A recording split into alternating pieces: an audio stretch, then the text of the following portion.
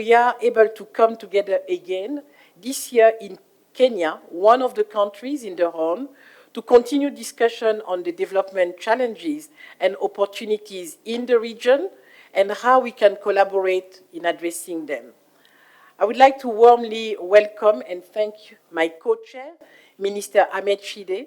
Minister, we really appreciate your very able and insightful leadership of this important initiative. I would like to welcome you also, the Executive Secretary of IGAD, Your Excellency Wokne Gebeyu, who has been a very staunch proponent and advocate of regional dialogue and cooperation in the Horn. You are welcome.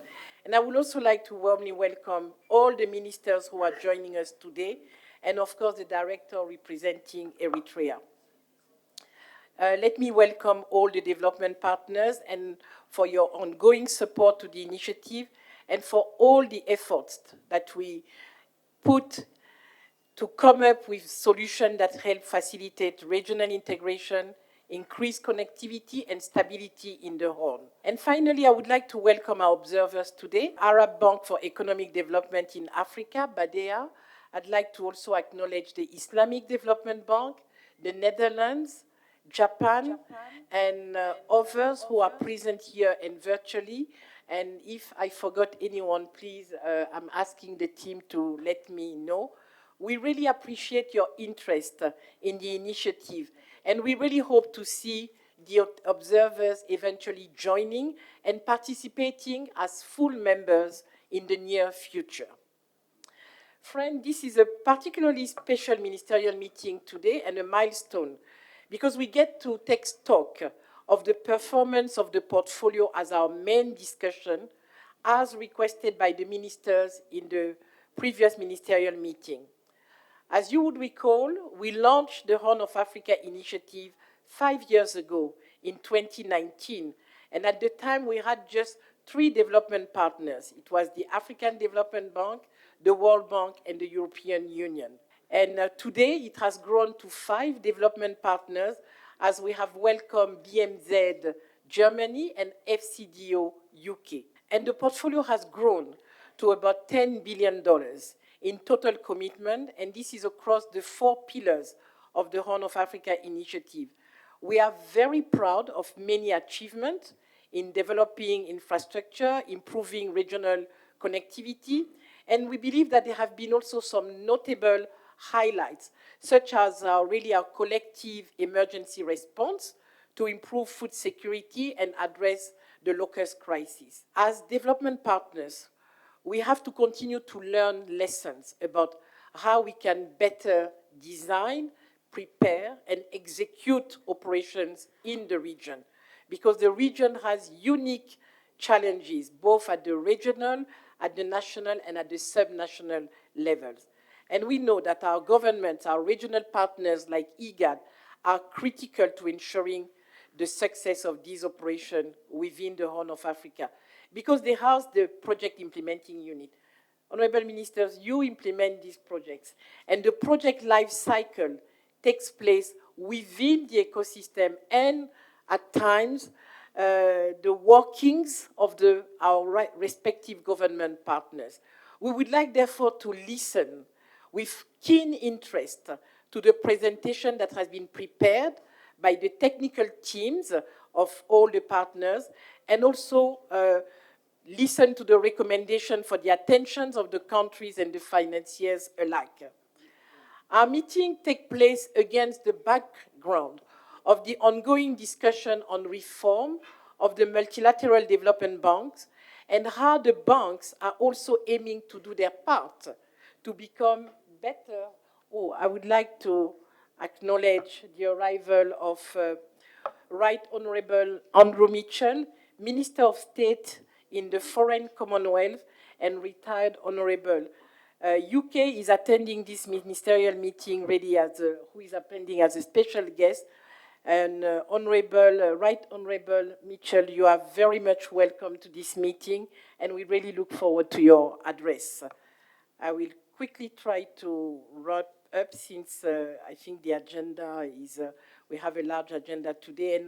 And I was just saying that really these discussions today are taking place against the background of the ongoing discussion on the reform of the multilateral development banks and how the banks are also aiming to do their part to become not only bigger, but better and more efficient. And we will need to continue to work better together.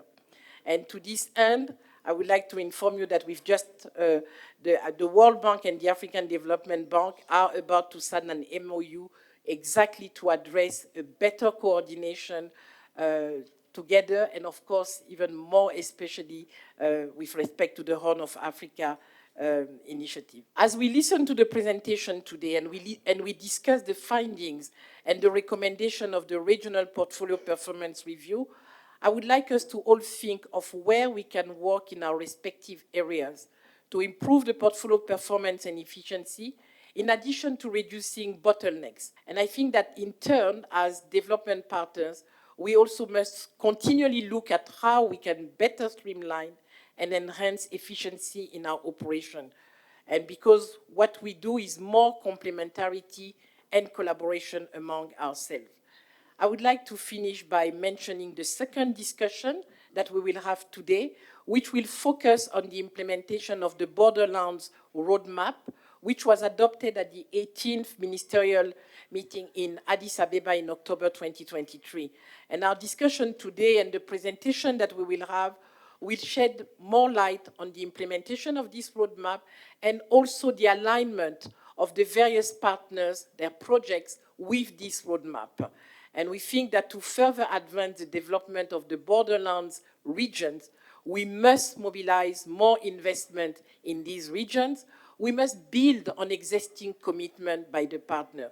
And we take note of the FCDO, which joined our partnership not so long ago, but which has been actively engaged in the borderland region for some time. And we really look forward to benefiting from your experience.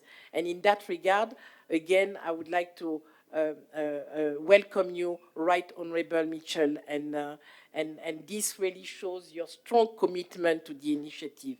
With that said, I'd like to hand back to you, Honorable Ahmed Chide.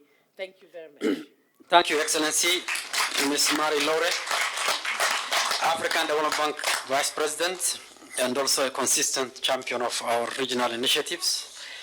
Excellency, brother ministers from Horn of Africa initiative member countries, Your Excellency, Minister Andrew Michel, UK Minister of State for FCDO, esteemed representative of development partners, I would like to recognize the presence of Dr. Sidi. Welcome to join us. Badia will be a very important partner for these initiatives. I would like also to recognize the presence of Japan, Canada, UK, and the Netherlands, as well as also Islamic Development Bank, in addition to our regular members.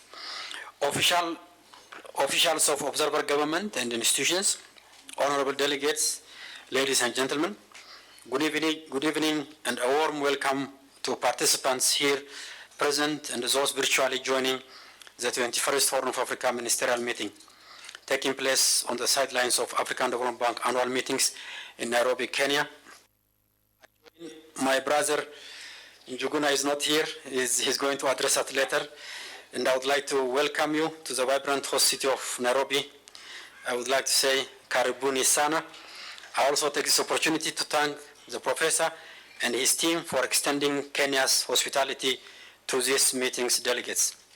At the outset, I wish to acknowledge the presence of UK State Minister Andrew Michel and Excellency Dr. Workana Gabayo, IGAD Secretary General, who have been an institutionalized champion of regional integration and regional peace building institution. Andrew, we would like to acknowledge you as a long-term friend of Africa, known to many of you. He is joining us today to underscore UK's deepening engagement with the Horn of Africa through Horn of Africa initiative. I'm immensely delighted to co-chair today's meeting with my esteemed sister, Ms. Marie-Laure Olugbade, AFDB Vice President and an impactful champion of Horn of Africa initiative. Madam Vice President, this is the second time African Development Bank is hosting the Horn of Africa initiative Ministerial on the margins of the annual meetings of the bank.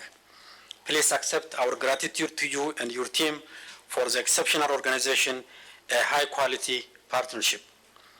To our other development partners, BMZ, EU, FCDO, and the World Bank, your support and sustained association continue to fuel our journey together towards a better tomorrow. Thank you for believing in the vision and staying the course. To the new and returning observers among us, we hope your attendance today will hasten your full membership in these innovative and force multiplier partnerships, and we are looking forward to your financing of the initiative. Before launching today's agenda, I would like us to pause and reflect on the plight of millions across the Horn exposed to natural and man-made disasters. The unfolding tragedy in Sudan continues with no end in sight. An untold number of lives are at stake in concrete and consequential ways, and millions are pushed to the brink of what is undeniably the worst humanitarian tragedy of our time. Sudan's misfortune also has regional implications, particularly the disruption of oil flow from South Sudan. It is a stark reminder of our economic interdependence and requires concerted action to stabilize and expand our shared economic landscape. Similarly, recent episodes of drought and damaging floods across the Horn highlight the region's vulnerability to climate-induced disasters and the limitations of our preparedness and response mechanisms. Therefore, today's gathering must affirm our solidarity with those experiencing severe hardships. More importantly, it must also reinforce our determination to act with compassion, courage, and resolve in favor of their recovery and well-being. Dear participants, your in-person attendance at this meeting in such large numbers is a testament to our shared and unwavering commitment to collective action. We assembled today not only to deliberate on the agenda at hand, but also to renew our pledge to the partnership and the objective of sustainable development, economic integration, and regional stability. These ministerial meetings are not mere formalities. They are the very pillars on which the partnership principles of country ownership and leadership rest. It is therefore fitting that we meet on the margins of African Development Bank's annual meetings to reaffirm the ties that bind us, the strength that lies in our unity, and the progress that stems from our partnership. Honorable Ministers and the partners, the Horn of Africa is a region of contrast where challenges are as vast as the potential that lies within our lands and our people. Together, we have the power to transform this potential into tangible prosperity, to enhance the lives of millions through improved infrastructure, economic integration, and proactive measures against the threat of climate change and food insecurity. Yet, due to the scale and complexity of our challenges, many in our region, especially those in the borderlands, still grapple with economic disparity and limited access to basic essential services.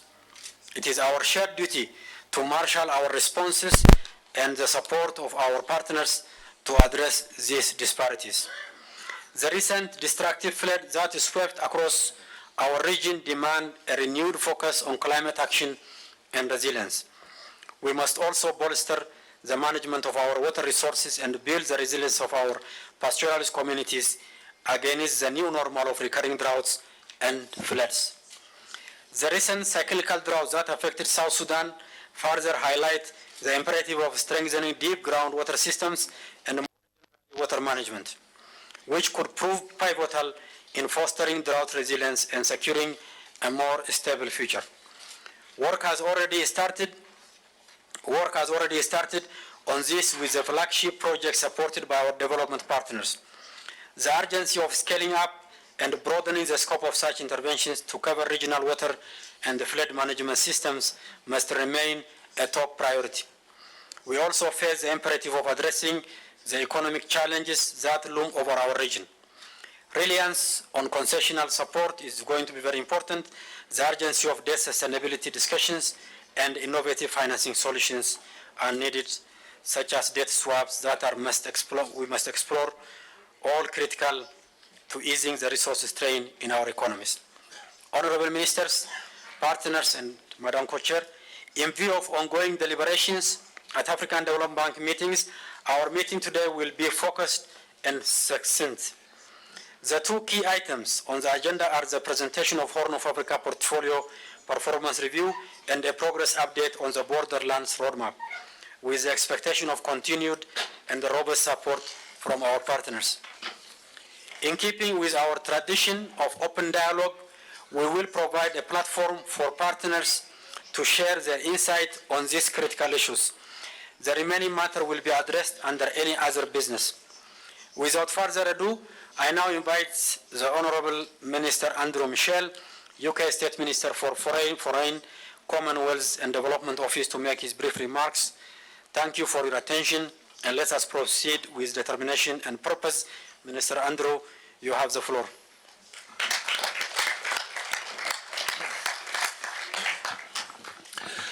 Well, good afternoon, dear colleagues and friends. It's great to be back in Nairobi so soon after my last visit, which was for the Africa Climate Summit, and to be sharing a platform with my dear brother, Minister Shide of Ethiopia, and my sister, the co-chair of the AFDB.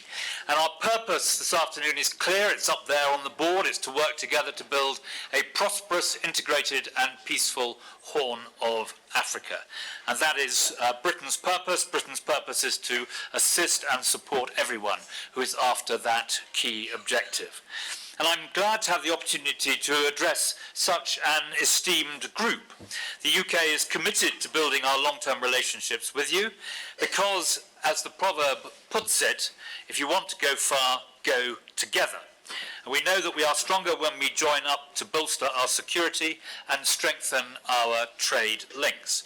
And we know too that our unity is vital in the face of challenges and crises like conflict and like climate change.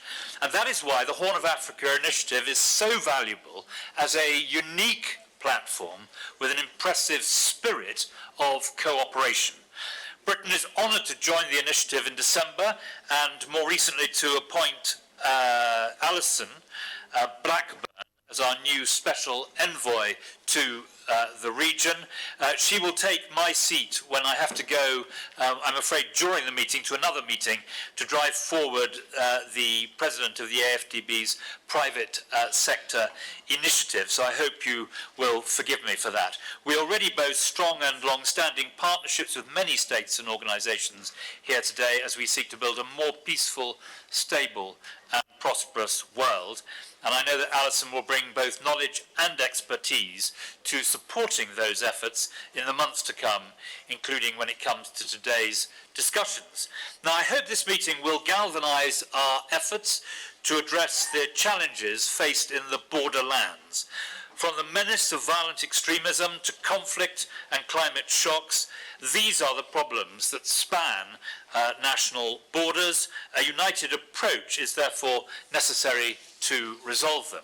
And Britain is already working closely with members here, including through our £15 million programme to build stability and end the scourge of Al-Shabaab in the border areas between Kenya, Somalia and Ethiopia. We stand ready to support the implementation of the Borderlands Roadmap, which will take a concerted effort from development partners and from ministers alike. I'm so grateful to Kenya for the new paper on social cohesion in the border areas, of which we shall discuss the preliminary findings in more detail a bit later. Britain was glad to offer technical assistance and endorses the case made so persuasively to scale up investment in marginalised borderland communities.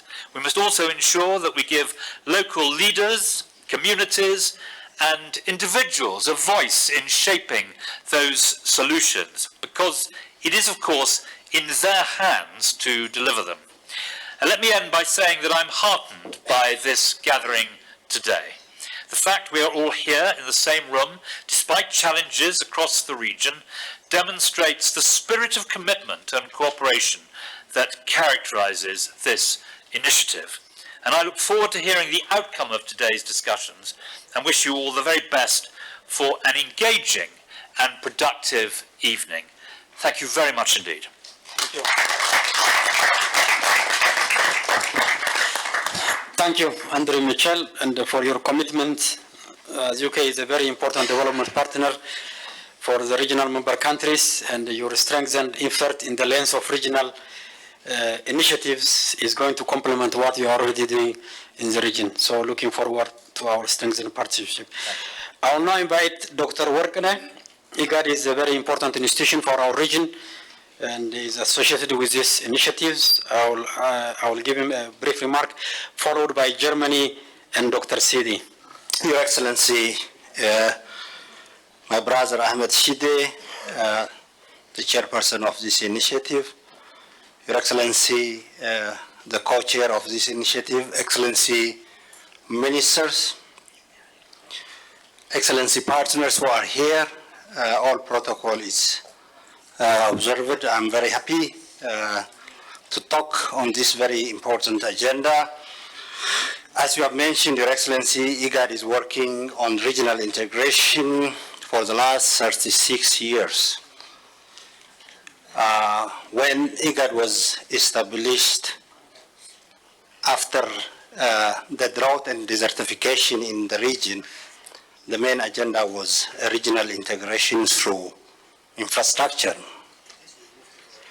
Today we are talking about the Horn of Africa initiative, and we did a lot of discussions and we came up with a roadmap that really paves the way for the aspiration of our forefathers who were thinking how effectively we can bring the region together. Your Excellency, last time in Washington, D.C., we have discussed a very critical issues which will really bring a very significant change in terms of our integration, and I will remind again the issue of borderland. I'm very happy today is one of the agenda is the issue of the borderland issue.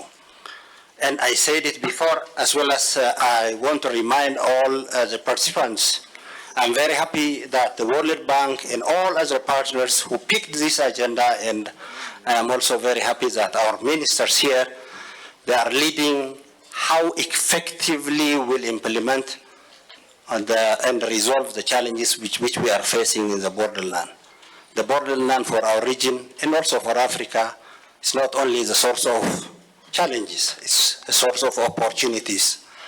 Most of the challenges we face in terms of climate change, conflict, and also, in other words, if you want to regional integration, trade, infrastructure, road, whatever, most importantly, the social integration of our society, borderland is a very critical intervention. So today I'm very happy that this agenda is on the table and we are going to make a very important discussion and resolution. Your Excellency, I wish you a very fruitful deliberation, and I will come back later on details on the area of a detailed discussion. Thank you, Your Excellency. Thank you, Dr. Workene, for your strong leadership for regional integration agenda, for regional stability, for regional economic development as well. Definitely the issue of borderland is a priority for IGAD as well as for our initiatives, so we'll advance our discussion later. Now I will invite Germany. Thank you very much, Excellency Minister Shide, and welcome all Excellencies present and colleagues around the table. On behalf of the German government, it's a real pleasure to start with some good news in this meeting. And I think we need good news looking at the overall situation in the region, which remains very challenging and difficult. First of all, I think this gathering here shows again in full strength and with a number of observers present, the convening power of this initiative. And that is a very positive sign. And also thank you to you, Minister Shide, for getting us all together here. Today's agenda, again, and colleagues have pointed this out, is highly relevant, Prosperous borderlands are an important pillar and a symbol for successful regional integration. The portfolio review is also important to further sharpen the focus of the initiative. This work needs to continue to come up with a clear definition of what projects directly contribute to the initiative's strategic goals. Germany believes that this initiative, the Horn of Africa initiative, can make a critical contribution to building a regional mindset through confidence and trust building and, of course, joint projects. In this sense, a joint investment agenda is a key driver of enhanced cooperation. But the added value of this initiative goes beyond that. It offers a forum for identifying opportunities, as already mentioned, together and gaining a joint understanding of challenges and risks. This makes the Horn of Africa initiative a critical forum to build a joint policy agenda for regional integration and work together on specific objectives. The borderlands is a good theme today. Such frameworks then serve to leverage and coordinate us development partners, and I am representing the German Ministry for Economic Cooperation and Development here as a development partner to support the initiative's objectives. And as I said in the beginning, we need good news, so I'm glad to announce that as a next step in our partnership, Germany was the first bilateral partner to come into the initiative last year. We intend to make an announcement of 10 million euros to the Multi-Donor Trust Fund, which has been run by the World Bank.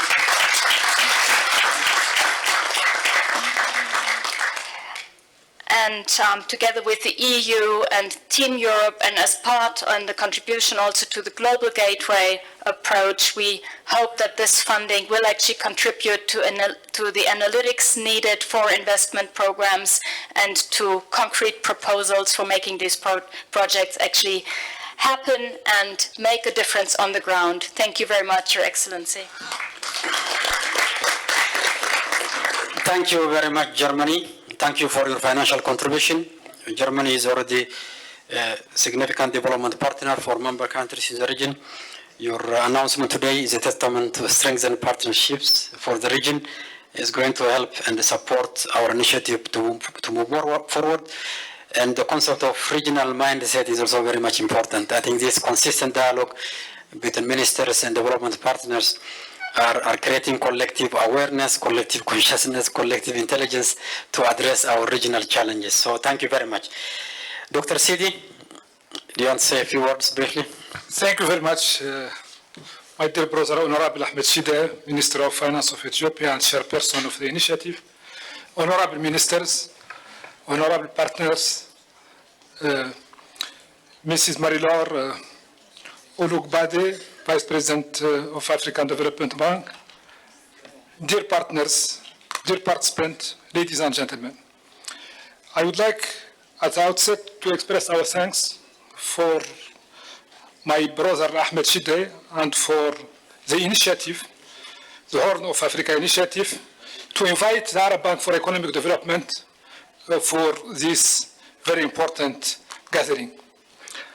And I would like to comment the support already received by the Horn of Africa initiative from different development partners in this room. And I would like also to express the interest of the Arab Bank for Economic Development in Africa to join as a member, a full-fledged member of this initiative. Last but not least, I would like also, on behalf of the Arab Coordination Group, to express their and to reiterate their support for this initiative and their willingness to provide any type of support they can in various instruments, taking into consideration their respective program and project in the region. Thank you very much. Thank you, Dr. Sidi. On behalf of all the ministers, by acclamations, we welcome and fully endorse your full memberships, and any additional follow-up that is needed will be followed by the Secretariat. Other development partners who would like to wish and for intervention we'll give you in any other business. Now we'll move into the presentation. So the first presentation will be presentation of outcome of Horn of Africa Initiative portfolio review. So I will ask the presenters to have the stage for their presentation. Is it Gabriel, no?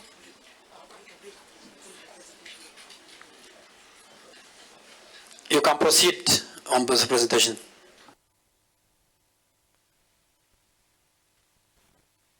Right. Okay, this is better. Honorable Chair and Co-Chair, Honorable Ministers, development partners, observers, colleagues from the development partners and the member states, good afternoon. So today I want to, first of all, thank you for this opportunity to present the portfolio review of the Horn of Africa Initiative. This is the first ever review as demanded or requested by the ministers at the 19th Ministerial that took place in December. So this is just a quick overview of the Horn of Africa portfolio. So far, since 2019, when the initiative was adopted, the development partners have approved 119 projects with a value of about $10 billion. And the distribution of that portfolio, as you can see in the pie charts, by development partners, and also we have a distribution by the pillars of the Horn. The Horn of Africa Initiative has 4 pillars: infrastructure, connectivity, trade and economic integration, resilience, and human capital development. So the distribution, you can see most of it is in the resilience pillar, perhaps reflecting also the kind of challenges that the region is facing due to climate change and other challenges. And then infrastructure is the second biggest pillar by portfolio. Okay, I'm trying to move this. Okay, so now out of the 119 projects, for this first ever review, we tried to just take a bird's eye view of a selection of projects. And this is the filtering process that we went through. So first of all, we looked at the approvals and we looked at how strongly they are relevant to the priority package that was agreed upon by the ministers. And then we also looked at projects that were approved after the October 2019 launch. And then we also looked at projects that at least if more than 6 months old, so approved before July of 2023. And this review focused on the 3 initial development partners, that's the African Development Bank, the European Union, and the World Bank, for the reason that their projects are much older than the projects by the new partners. So as we intend to make this a regular exercise, we are going to expand this here. And then the methodology, we had a questionnaire that each development partner utilized. We had this questionnaire with 17 parameters, and having a unified questionnaire allowed us to compare results and bring them together. So we looked at different internal ratings of the institutions. We also looked at the project documents like the implementation progress reports, aid memoirs of the task team leaders, and we also had structured conversations with the task team leaders. So this brings us now to a quick overview of from projects that were reviewed, which is about just over a third of the whole portfolio. Overall, 75% of the projects received a favorable rating. And 54% of the projects have some challenges in terms of procurement delays. And the distribution per pillar is you can see in the pie chart. So mostly the pillar 1 projects are the ones facing the most procurement delays.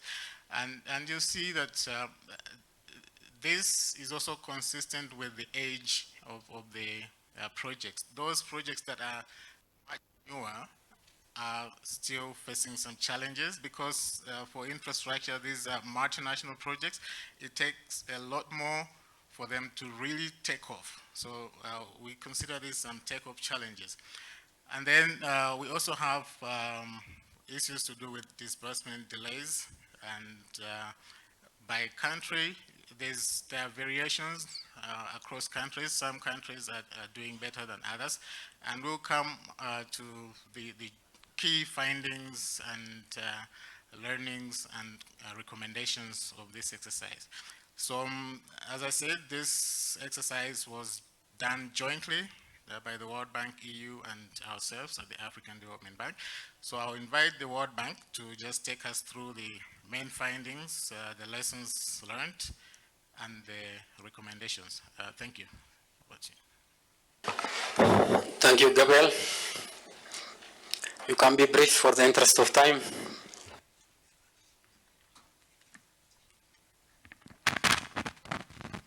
Thank you. Thank you, Patrick.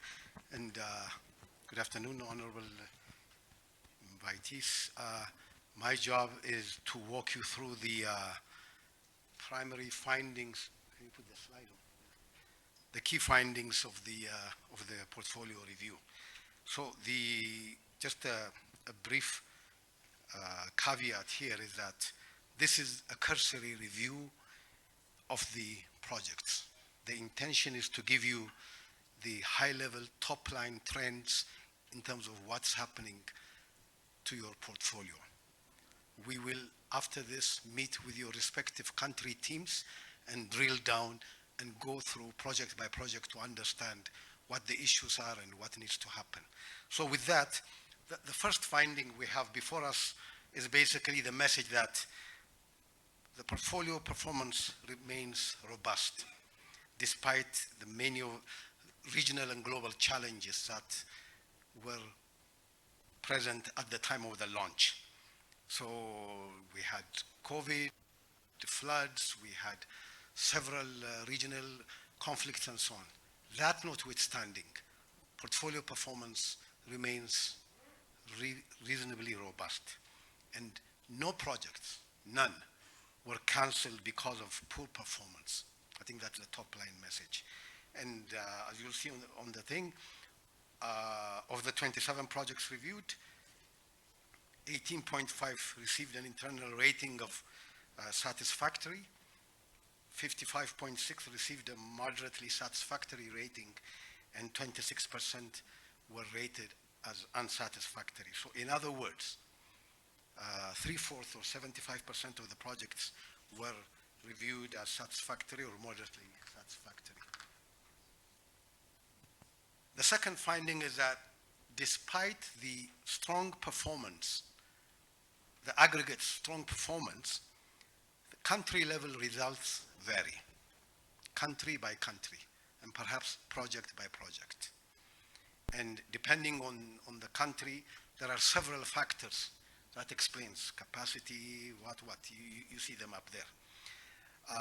And we have cited a specific example of a project financed by the African Development Bank that was being implemented in several countries. Same institution, same project over several countries. And its performance is rated satisfactory in South Sudan and Ethiopia, moderately satisfactory in Kenya, and unsatisfactory in Djibouti, Somalia, and IGAD. So clearly, same project, different countries. So there are some nuances within this finding, and as I've said, we will work with your respective teams to understand those and discuss how to do. The third finding is that the portfolio distribution for the Horn of Africa initiative is changing, it's shifting. Initially, at the launch of the project, countries that came with ready bankable projects took up the lion's share. Therefore, Ethiopia and Kenya accounted for 28% and 28 and 20% of the project portfolio respectively, meaning the remaining half of the portfolio was spread amongst the other member countries. During this time, Somalia, who was also early partner, going through a HIPIC exercise, and it's only after the HIPIC completion that Somalia is now able to benefit from the resources of the unlocking the finance and investment of the project. And South Sudan, a recent member, is now beginning to benefit from the approvals from the project.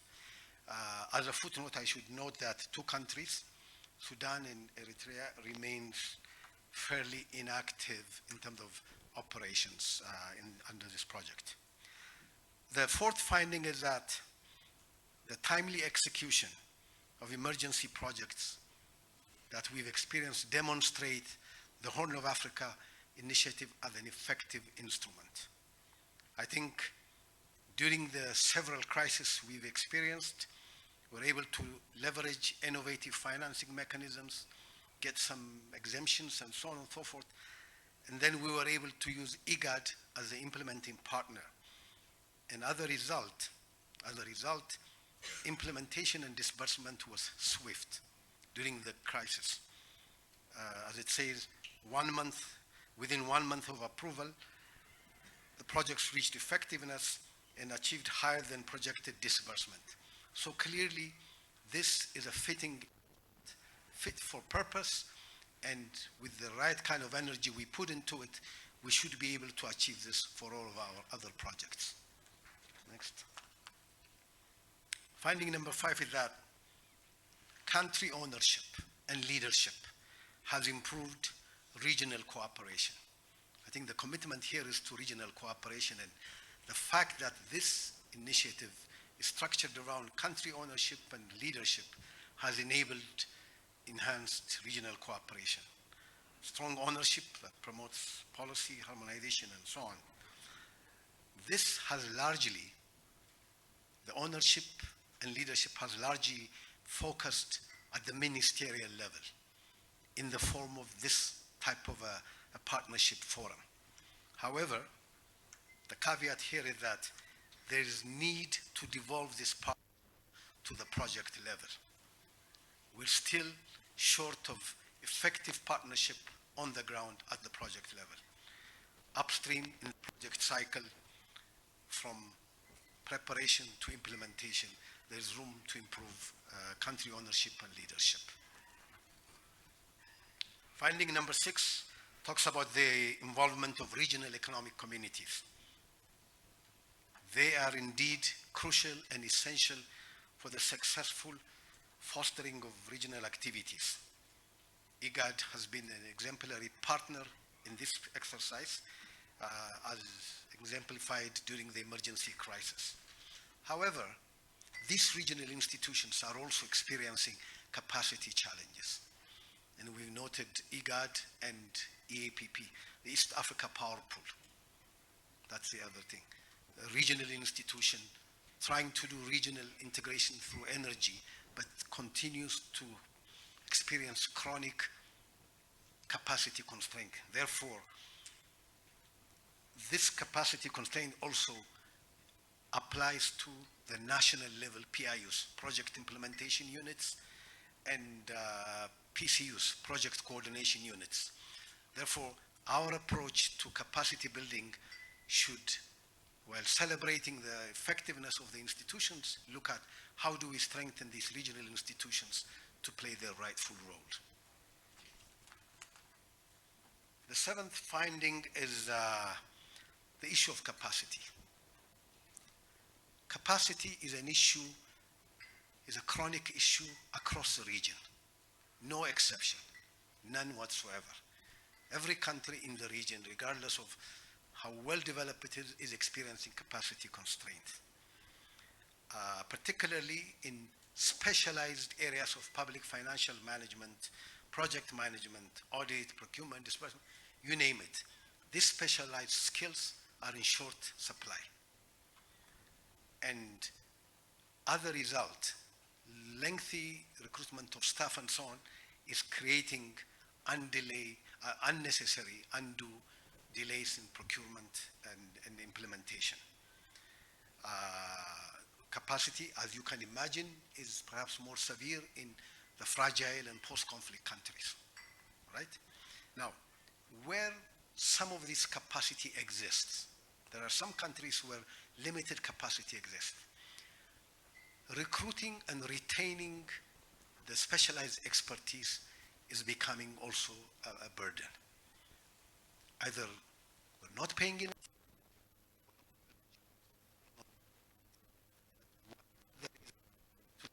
on this further, but retaining staff is becoming an issue, particularly those working at the PIU level in local areas. The staff retention is becoming an issue. Also an issue with this issue of, you see, to meet project effectiveness, countries are removing staff from the Ministry of X and putting them onto specific projects so that the project can get cleared and get approved. When these projects are approved, those staff return back to the home institution. So this is sort of a temporary revolving door that gets the project approved, but not implemented. And this is equally as bad as not approving it. So this is an issue we need to take note of. Finding number 8 is delays in disbursement of counterpart funds. As you know, most of the infrastructure projects across the region has relocation of affected populations. If it's a road coming through your district, your home is demolished, what? And that requires counterpart funding from the host country. And even though this agreement is reached at the time of the project, we are finding that because of liquidity, positions of governments and other issues, counterpart funding is becoming difficult. I was recently listening to a state minister in a member country. Governments explained to the parliament, the national parliament, that the Ministry of Finance is challenged to meet the counterpart funding requirements. So this is a binding constraint on all of our countries.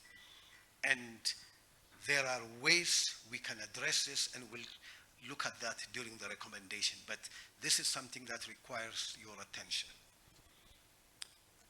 Finding number 9 is effective contract management is a leading indicator of good implementation. Projects that are effectively managed and implemented, contract management at the heart of it. We find that approval effectiveness delays beyond the accepted schedule is occurring because of the lack of project readiness.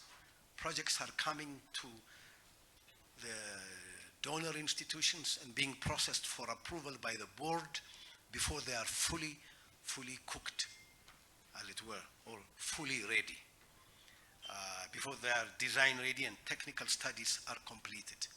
So what happens is, after the project has been approved and the clock starts ticking and interests and commitment fees and so on start accruing, then we start looking for designs and what. These are all issues that need to take place prior to board approval. And what we are looking at is that in projects with large procurement and bidding documents need to take place ahead of time. And in this, I tried not to mention specific countries. In this case, the Ethio-Djibouti power interconnector is cited as an example. This is phase 2 of a project that was effectively implemented during phase 1, and one would assume all the lessons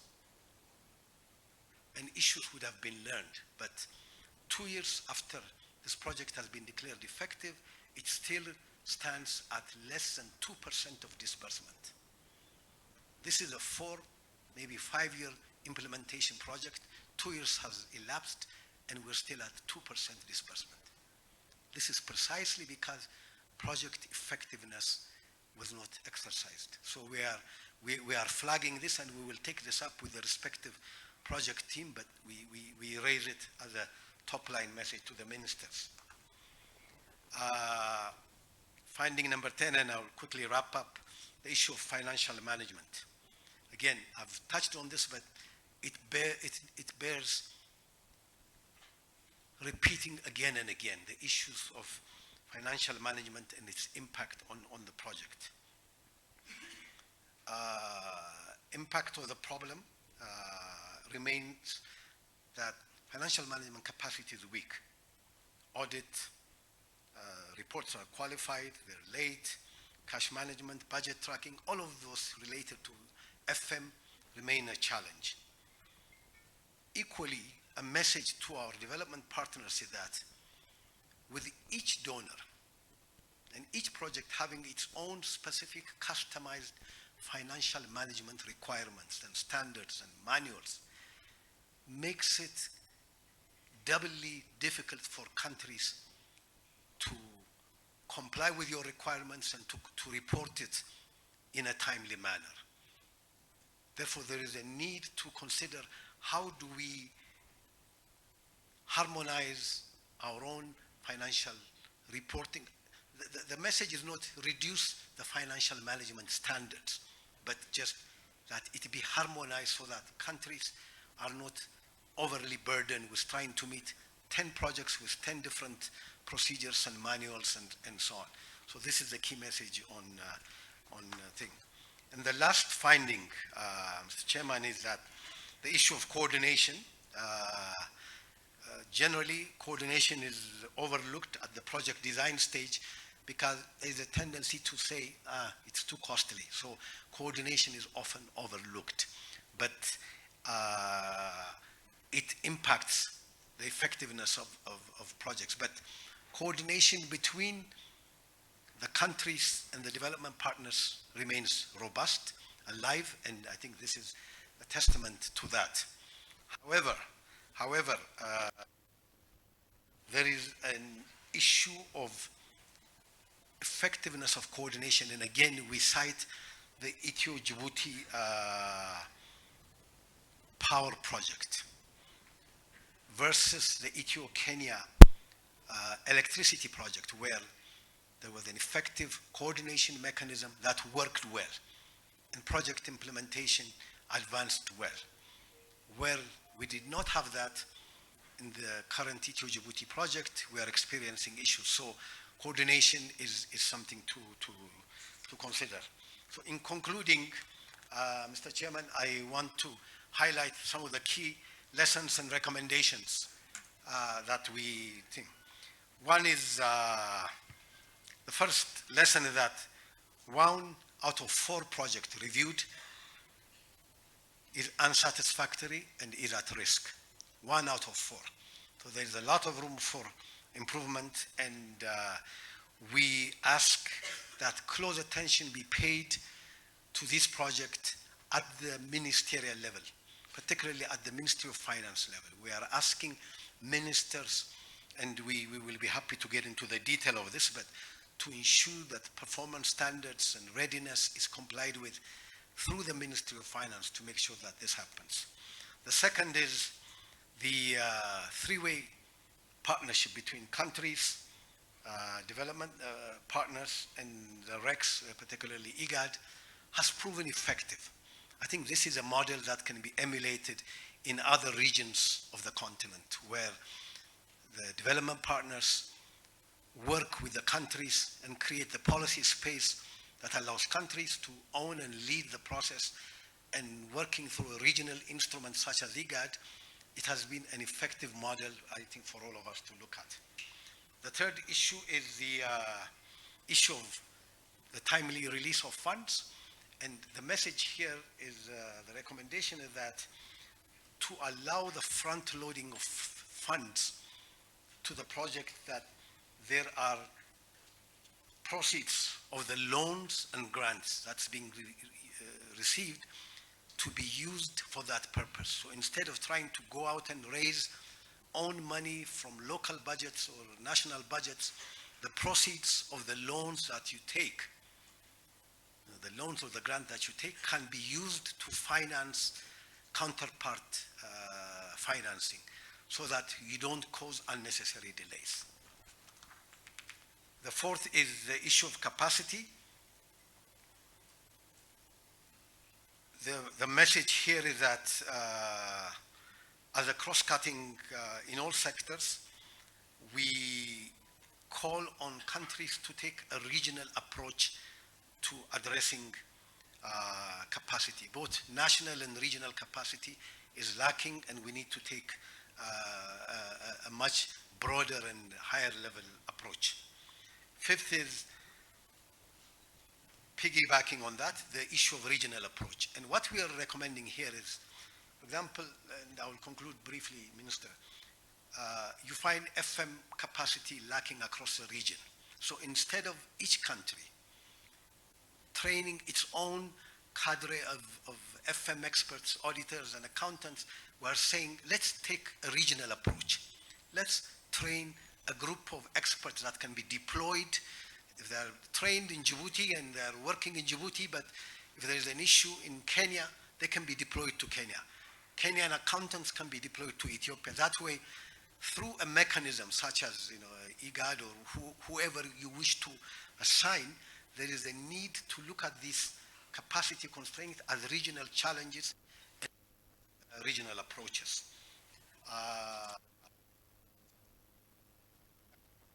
Practices, they're killing the capacity of countries. And the message is that let us use this platform, the Horn of Africa Initiative, where we pledge that all projects going through this platform will use a standardized approach to financial management, procurement, disbursement. They use the same manuals and the same procedures. That will relieve the pressure on countries to meet these requirements. And the issue of IGAD and other RECs, I think that are the knowledge hubs, I think has been mentioned. Number 8 is the issue of project readiness and smooth implementation. We have discussed this, and in 8 and 9, what we want to recommend is that ministers here, ministers of finance, working with the Horn of Africa Secretariat and other partners to develop a readiness system, Ministry of Finance, where every project that comes from the line ministry goes through a readiness checklist at the Ministry of Finance before that project is sent to the ADB or the World Bank or the EU or whoever the partner may be. This readiness checklist, I think, will allay concerns such as the ones we've discussed. And again, the Horn of Africa Initiative and the MDTF Technical Fund will be available to support such an initiative. You can summarize, Gabriel. This is the last one, actually. The internal checklist. Good. I know I'm not bringing good news, so...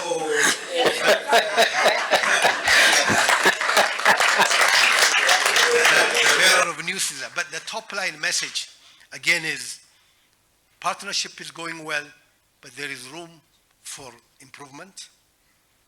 As you ministers have been very active and effective and successful in mobilizing resources, we need you now to focus that same energy and enthusiasm into the implementation of these projects. And the development partners and secretariat and the trust fund are available to support this initiative. And I thank you for your attention. Thank you, Gabriel. And I would like to thank both presenters. The issue of portfolio review has highlighted that portfolio effectiveness and efficiency is very urgent and it's very important, and we should focus more on implementation capacity so that we deliver on the objective of the program. So the last message is well taken, and I would like to say the presentation itself is self-explanatory, that both the analysis and the recommendations are very clear, and that will shorten the time for our discussion. With that note, I will ask Excellencies Ministers if you have quick reflections. Brother Elias, I think you would like to come. I'm checking some information through my team. I prefer to come back later. I leave others to comment. I have a couple of comments, but I wait some confirmations. Okay, any additional comments? Somalia. Yeah. Bismillah ar-Rahman ar-Rahim. Honorable Chair, Co-Chair, fellow finance ministers,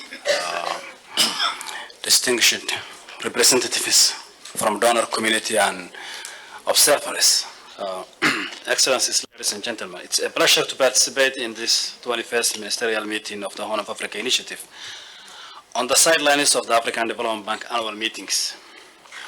I want to extend my extensive gratitude to the host government, the government of Kenya, and congratulate successfully organizing this landmark African Development annual meetings. I also want to recognize the efforts of our diligent and committed initiative secretariat and experts. This portfolio review was important at this juncture because we needed to genuinely take stock of where we actually are in the implementation of the initiative priorities. It's clear that much progress has been made in terms of resource mobilization, as well as also in terms of making progress on implementation. And there is a strong collective commitment to deliver an impact through the projects in the portfolio. This must remain the case going forward, despite the challenges highlighted in this informative presentation. At the overall portfolio level, we need to improve implementation as the implementation has been quite challenging. I'm glad that Somalia is now starting to be allocated and implemented some important approved projects after a very slow start owing to unsustainable debt. We finally unpardoned after achieving the heavy completion point in December 2023. Our hope is that this will continue in this positive direction as we strengthen our project management and financial absorption capacities.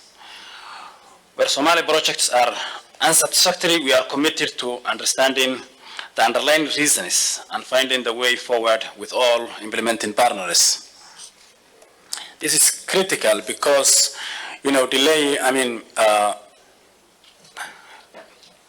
limited disbursement rate of development projects entails delaying development benefits from citizens. So we are very committed to looking into that, but we need to understand the intricacies in terms of, as far as concerned to specific countries. We are also hopeful of gaining access to further concessional financing to invest in key initiative priorities, including infrastructure after debt relief, and we hope all our development partners can continue to be supportive with more grant and highly concessional financing to Somalia and many other Horn of African countries. In conclusion, I strongly feel that we need to discuss and disseminate project progress and recommendations more regularly at country level. This will improve coordination, will help us identify bottlenecks early and help to deliver projects on time for the betterment of our people, and I thank you. Thank you, Minister. Any additional reflection? Okay. South Sudan. Thank you, Chair, and all the ministers present, our partners, and fellow participants. Good afternoon. South Sudan shares the sentiment that was expressed earlier, especially the 11 findings that were highlighted and the 10 lessons that were drawn. Especially, we are very happy that a progress like the one that has been shown has been made. And this shows that the leadership of the Africa, the Horn of Africa initiative is really working day and night. And as one of the countries that have joined in recent years, we are very happy that such progress continues to be made. Now, we would like to identify that for the case of South Sudan, it appears that implementation is very slow, but we have seen one finding that was highlighted earlier in which South Sudan is among the countries that were, with regard to rating, the project were considered unsatisfactory, and we'd just like to maybe ask a question to Gabriel and his colleague. What were some of the conditions that led to that rating? If you can just highlight those to us. But what we would like to request really is for the HOAI to speed up the approvals of the projects and at the same time also move beyond the pipelines. As one of the newcomers to the initiative, we have not moved beyond the pilot, and we are requesting both the partners and the initiative to look into that. Please advocate for countries like South Sudan so that we move beyond what we have today. As was highlighted earlier by the Vice President for the FDB, there are a number of challenges today facing South Sudan, both from the border and within. Some of those, especially the conflict in Sudan, goes beyond Sudan to South Sudan and other countries. And as a result, we would like also the initiative to ensure that whatever affects one country affects the others.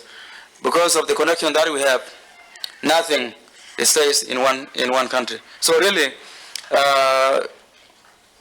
advocating for more resources, and the donors that I see here on the table, South Sudan would like to see more because the needs are huge. Thank you very much. Thank you, South Sudan. Points well taken. Any additional reflection? Should we? Okay, UK. Thank you very much, co-chairs, and thank you very much for a very interesting presentation. I just wanted to make just 2 points, Mr. Chairman, and I will be very brief. The first is, I said thank you for the presentation, but I think it's really important to recognise it was quite honest in terms of the challenges. I think that's the sort of discussion that we'd like to encourage. I think there are lots of lessons that we can all learn and address in partnership.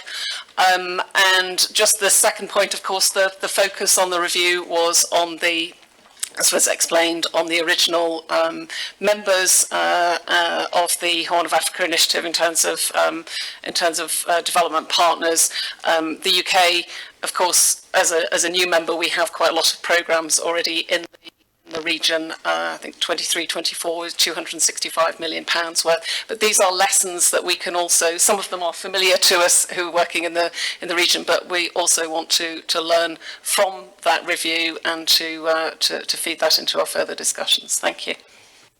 Thank you, UK. Brother Elias, you want to come? Okay. I will exercise again my English, Ahmed.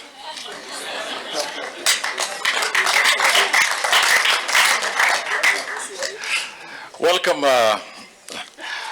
Asante Sante, Karibu Sante, Excellency Minister. Karibu Sana.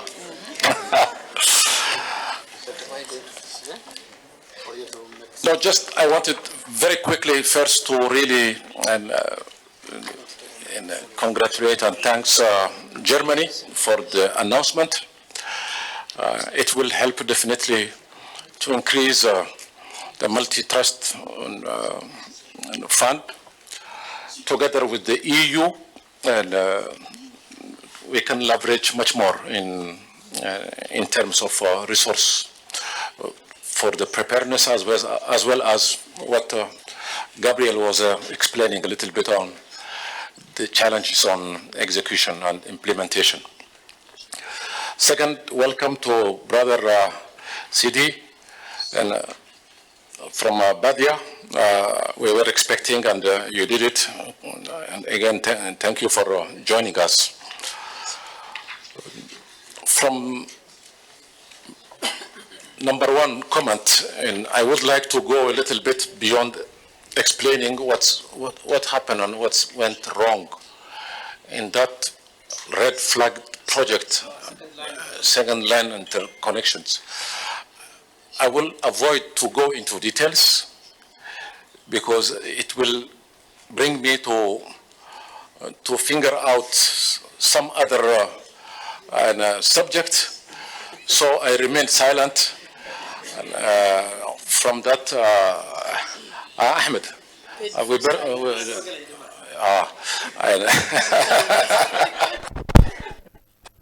and we are part of the bureaucracy, but we have the small share of it. Partners also have their own responsibility in that. I want to emphasize much more today on 2 points without talking. I don't want to talk about Djibouti. We have the Houthis. We are dealing with the Houthis. It's enough at this point of time. I want to talk about South Sudan. Why I'm talking about these two? These are the two most fragile in terms of security as well as in terms of project and preparedness. We made it a little bit better for the last period of time with Somalia. I would emphasize very strongly that we must look seriously to push South Sudan requirement in terms of at the basic requirement in terms of physical infrastructure. They need to be connected to Ethiopia by road as quick as possible. We know the projects are designed. We know Ethiopia were also planning to put its own resources to help South Sudan. Because of the crisis happening in Sudan, there is a need to really help look on other opportunities outlet. We are going under review in our trilateral agreement together with South Sudan, Ethiopia, and Djibouti. We started supporting very strongly to South Sudan, but they require to have that leg from Ethiopia to South Sudan. Number two, Somalia. And again, when we are talking about Somalia, the first border with Djibouti is Somaliland. I don't want to talk about politics here. I want to talk about development, about togetherness. We have already confirmed financing for the border from Djibouti to Zela. It's around 30 kilometers away from Djibouti. There is a gap in terms of financing from Zela to Borama and to Jigjiga. We, Djibouti government, we value the connectivity and the mobility within the region. And we value the competition also. That segment will be coming as a competition to Djibouti ports to some extent. But again, we are promoting that competition because if it's done in a healthy way, everyone will take advantage of. So I know the EU, the World Bank, and ADB are ready to look at seriously in that. Please try to fast track as it's also matter of regional and integration. We did our part. It remains now from the partners, and of course, my brother Behi has to also introduce the request for the gap in that road. But there are numbers of other roads missing within Somalia toward Kenya, as well as Somalia to Ethiopia. Even knowing the tension existing. Some years back, Djibouti was proposing to undertake studies up to Assab from the north part of Djibouti. We have no relation. We have in a bad relation context with Eritrea, but still we believe in the long run we will come together. Is it? Yes. At last, I used to always repeat, and again I will repeat with that, the Horn of Africa is about one people, the same people. We can, Minister of Somalia, Minister from my brother Shide, we can talk the same language together here, and our mother tongue. And we're leading 3 different countries in the region. So flags are different, name of countries are different, but we are all serving one people. So what all we need is leadership at the top, including Minister of Finance. We need to work together to deliver for that one people in this region. When it comes to my comment on the subject, I leave this to Minister Ahmed.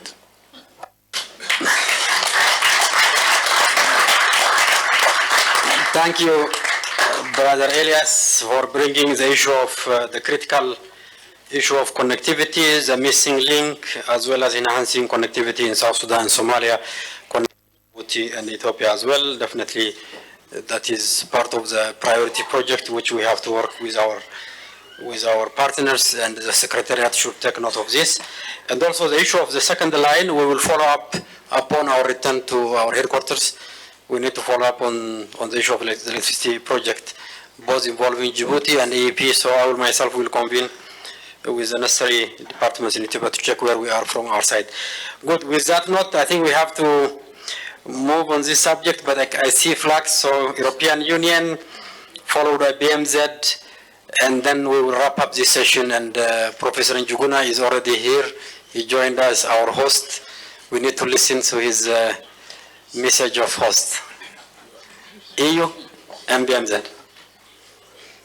Thank you very much for the floor. I'm Henriette Geiger, the European Union ambassador here in Kenya. And I'm speaking on behalf of the European Union, and I wanted to express the EU's unwavering support for the Horn of Africa initiative. We have been at the birth hour of the Horn of Africa initiative, and very few know that there has been a first attempt in 2007, and I was part of the team who tried to lift it off in 2007. My colleague here was also there. We were not successful because the time had not come. But the idea of building bridges and fostering connectivity to foster also political cooperation is a winning idea, and that you're all around the table today shows your commitment and that you have really recognized the power of this idea. And we in the EU know that this idea was what built the European Union out of a war situation. So if it worked for the EU, it must work for you. And to recognize the joint economic interest, I think, is the winning formula, and that's why the EU is there. Yes, was there yesterday, today, and tomorrow for you. And it's very telling that the portfolio is performing despite the multiple challenges, geopolitical, regional, COVID, climate change, all of that. So it's a small miracle that we have a reasonable performance of the portfolio, and this is only due to the political ownership, your vision, it's there. So we're very happy that this is going strong and continues. And we all know that regional programs are difficult to implement. They're difficult to implement, but the result and the profit, the benefit you get out of it is multiple in comparison to national projects. So what you can get out of it is amazing if it works well, so it is worth the investment. But in the pipeline, we should also be flexible.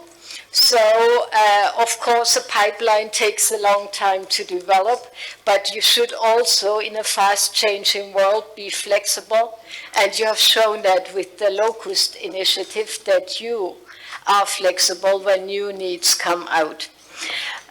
Not only focusing on what is most pressing, but also where is the best impact, the highest impact, and the low-hanging fruit. And I'm making the connection here to the African Free Trade Area. The IGAD region needs to get ready for it. You're an important building block, and you also have to see the interconnections with EAC, with COMESA, the other blocks, and see how you can connect the different corridors. And it's not only about regional infrastructure in the traditional sense. Without harmonization of standards and regulations, you will not get very far in building bridges, roads, and digital infrastructure. So this has to go hand in hand, and that needs a lot of political ownership. We as EU, we have started now to work as Team Europe, so with our member states. We have formed what we call an EU alliance within the Horn of Africa initiative to be able to harmonize better and to deliver better results and inputs for the Horn of Africa initiative. At the moment, we have 83 million euros committed under the trade and economic integration and resilience, but this is just the first nucleus, and around that we will, with our member states, do more to be more powerful, a more powerful partner. Thank you very much.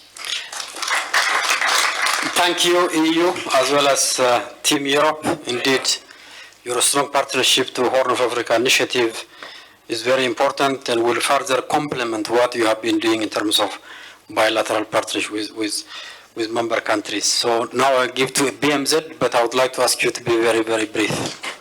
Thank you, Minister. And I can just make reference to what my colleague and sister, to stay in the wording here, from the EU and also the UK said on the portfolio review. We really welcome this assessment, and it's been candid. And I think that's good because we can learn from that kind of assessment. And we, with our programs, are really happy to also go under that umbrella of joint assessment so that we can work together and move forward together.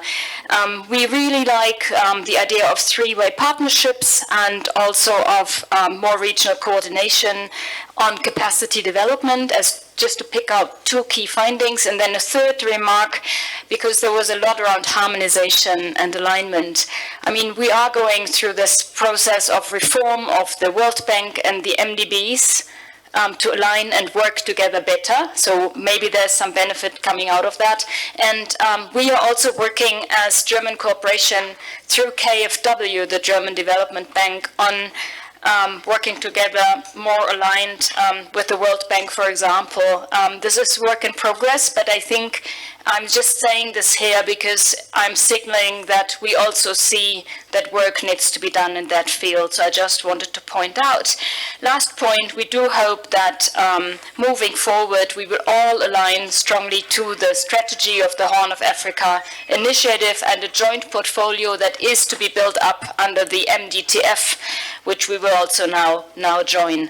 Last point, unfortunately, I need to move quickly, but I'll be back for dinner and hope to continue the conversation with you there. Thank you very much. Thank you, Germany. I think we did a lot of discussion on this. I would like to summarize the points. I would like to recognize that the review was under time pressure, and I would like to appreciate the effort put by various teams in its preparation. I would like also to agree the broad diagnostic, conclusions and recommendations and lesson learned well appreciated. It is candid, it is telling the truth, so we need to take assignment to improve it. I would like to know that portfolio improvement will need effort from the ground up as well as engagement with development partners and government ministries, as we have been taking significant commitment in terms of resource mobilization. We need to also give significant commitment and attention to project implementations. And the portfolio review needs to be shared and discussed. I think the Secretariat will make it ready in a few weeks' time so that member countries can have access. And then I would like also to propose that portfolio reviews become a planned periodic activity. It shouldn't wait all these types of meetings. We need to have regular biannual annual meeting. Most of the recommendations is very important. I would like also to recommend that Secretariat will follow up country-level in-depth discussion between our meetings in terms of portfolio reviews. And I would like also to agree on some of the recommendations which are implementation readiness review approach. I think that's very important, particularly Ministers of Finance. When we submit a project for financing, we need to make sure that the projects are well prepared and ready and are implemented. I would like also to agree on regional capacity building through IGAD. It's very important. IGAD should coordinate the regional capacity building effort. The Secretariat will follow up with IGAD. And also harmonization with development partners requirement, bilateral, multilaterals. We need to have a unified, harmonized approach. So with that note, portfolio effectiveness and efficiency is a very, very critical issue. We need to move forward in terms of urgency of this matter. It has been very transparent and candid. So I would like to thank both presenters for both the analysis of the review as well as also the recommendations. So with that note, we will wind up this session. Before we move into next agenda items, we are very happy that Professor Njuguna is with us now. He has multiple tasks at any single moment as he is the host minister for these very big gatherings. So he was able to come and grace our occasions. And I would like to give the floor to you for your messages for our meeting. Thank you. You have the floor. Thank you very much indeed. Let me start by saying welcome to Nairobi. Of course, the beauty about being here is that we are able to have this meeting. And Mr. Chairman, this is the largest group that I have seen in our meetings. So it means that, is it centrality or is it coincidence? It's a commitment for the... Oh, it's the commitment. Okay. Commitment. Okay. Thank you very much. I think, but let me say welcome to Nairobi. I did say, I think it was on Sunday, I was meeting the constituency and I was saying that the rains are usually coming at 5, but sometimes it happens that the rainmaker decides to change his mind or her mind, and it comes early, but it has been quite good. So welcome to Nairobi. It's not the city in the sun. Today was a little bit chilly, but you don't have to worry.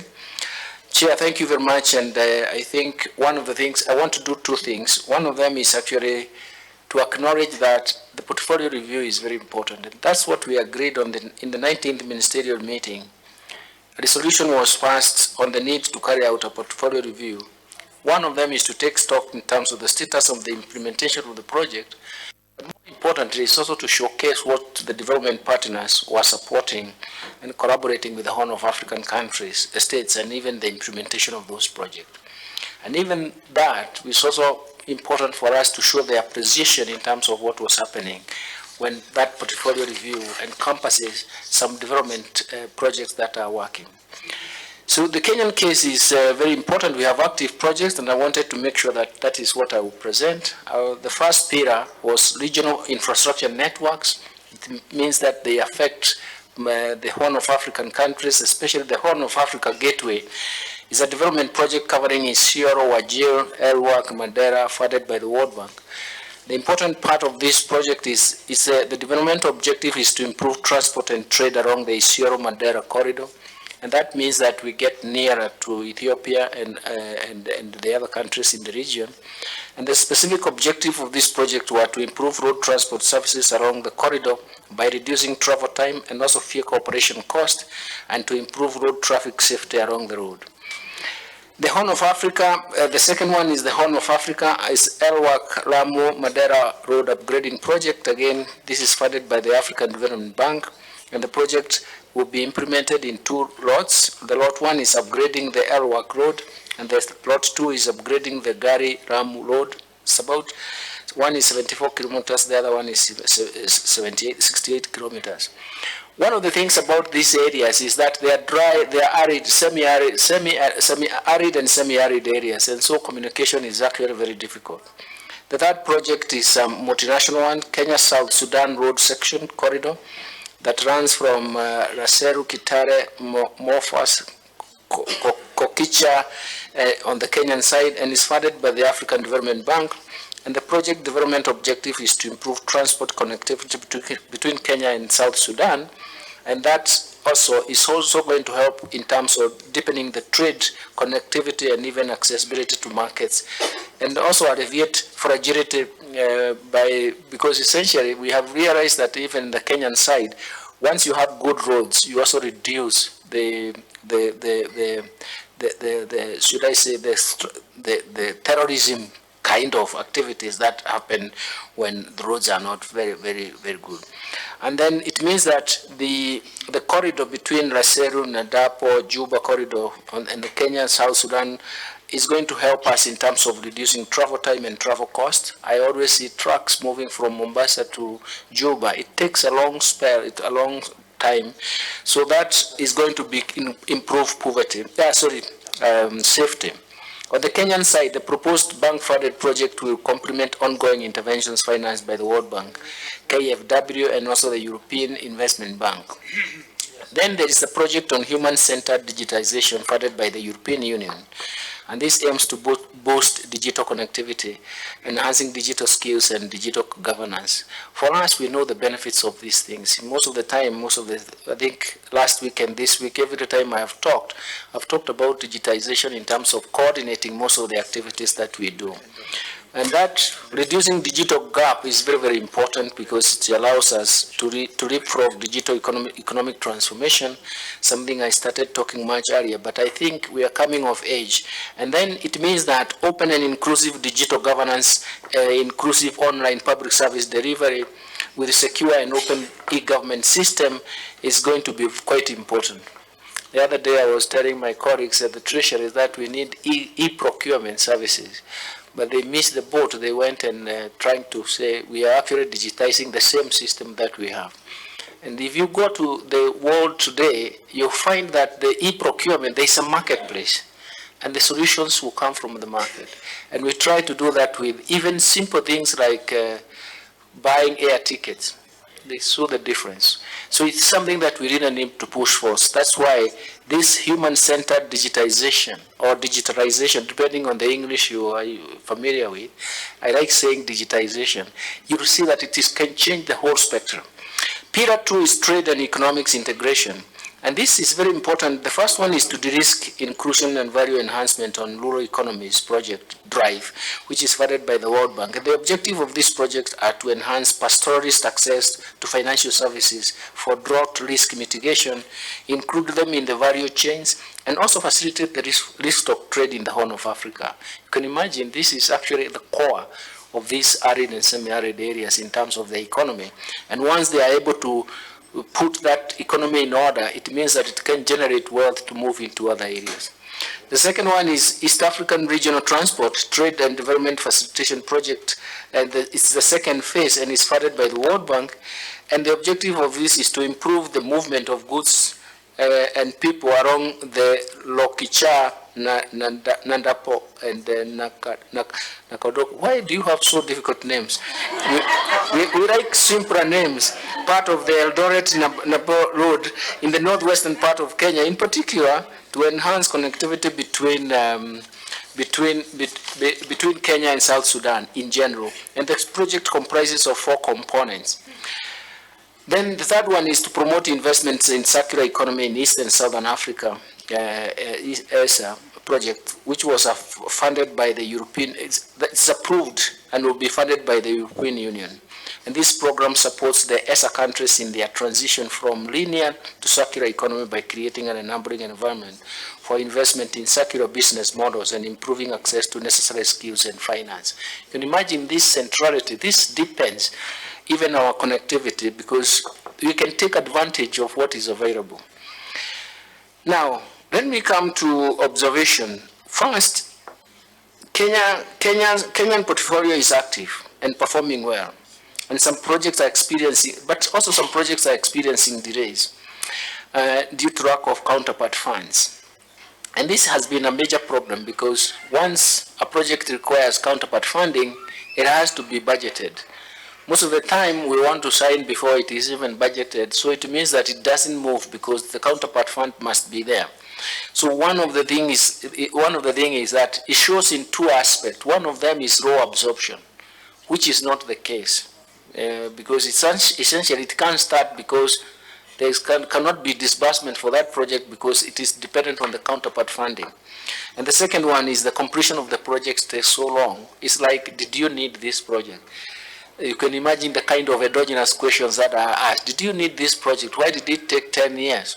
I was in, I think, OPEC fund, and I was seeing some structures for Kenya. From 2018, no disbursement has ever been made.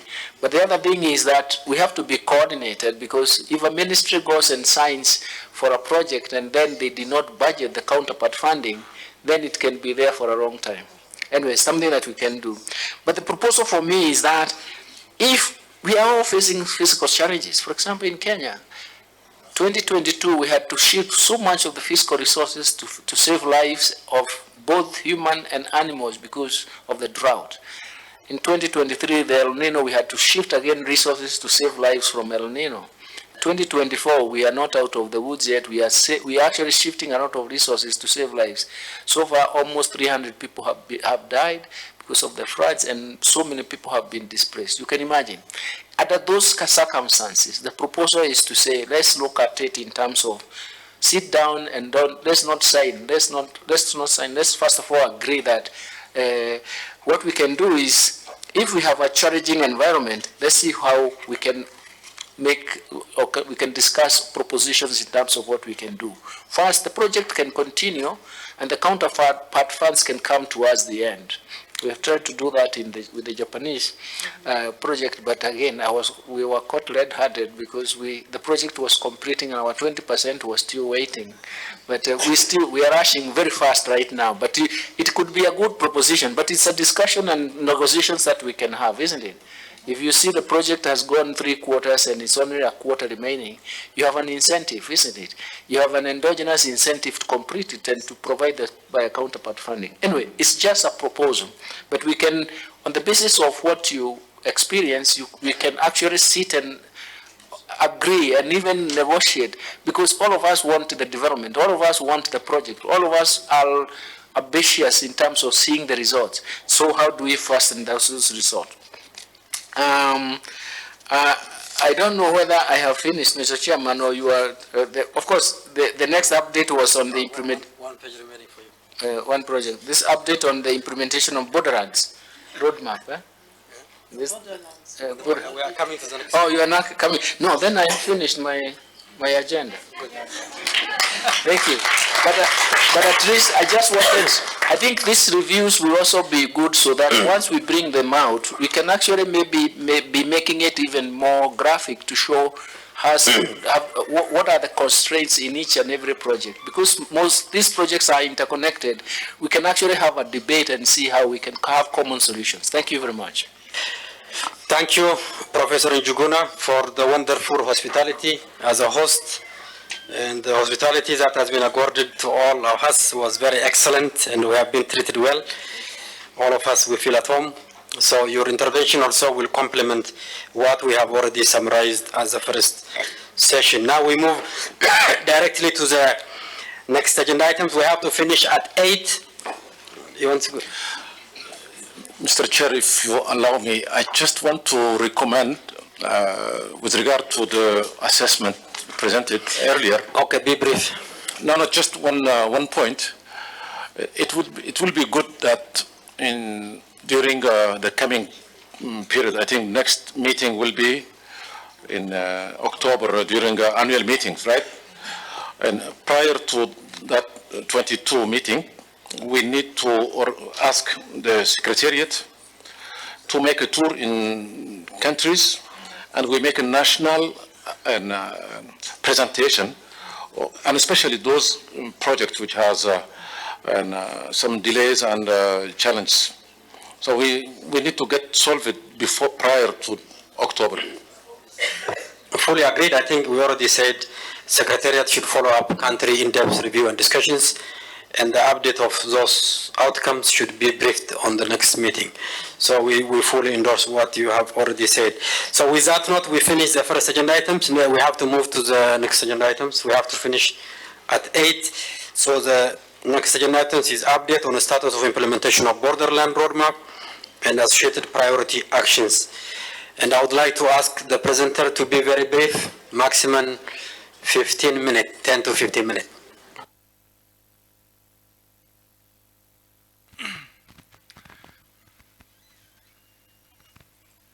Your Excellencies, development partners, colleagues, thanks very much for this opportunity to briefly update you on implementation progress of your roadmap, the Borderlands Roadmap.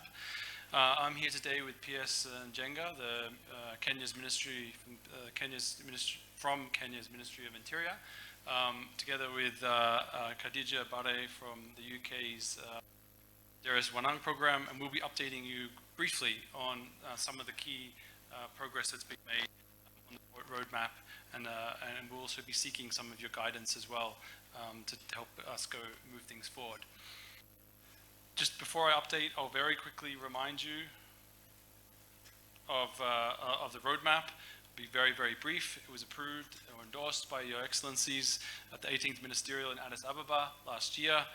You'll recall it involved extensive consultations over about beginning at the spring meetings last year.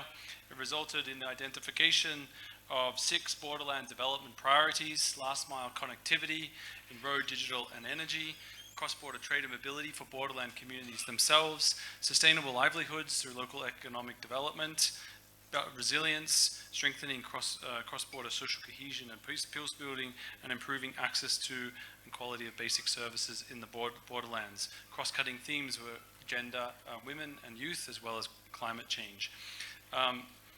We built on the IGAD's clusters. 6 clusters prioritized. I won't go through them all. They're shown there on the screen. But also, I want to acknowledge that we agreed that there could be scope to expand the scope of the roadmap over the next few years, depending on changing conditions in the region.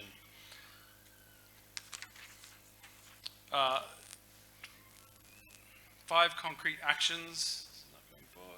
5 concrete actions for 2024, leveraging existing Horn of Africa Initiative projects and investments to address those 6 development priorities that I mentioned. We are taking here a programmatic approach to leveraging the existing portfolio. The second was assessing and developing tools for expanding government spending in the borderlands. The third was preparing policy white papers on 2 priority policy issues, including the social cohesion issues that we'll discuss today, holding launches and initiating local coordination platforms in the borderlands themselves, as well as establishing a technical facility to support implementation of the roadmap.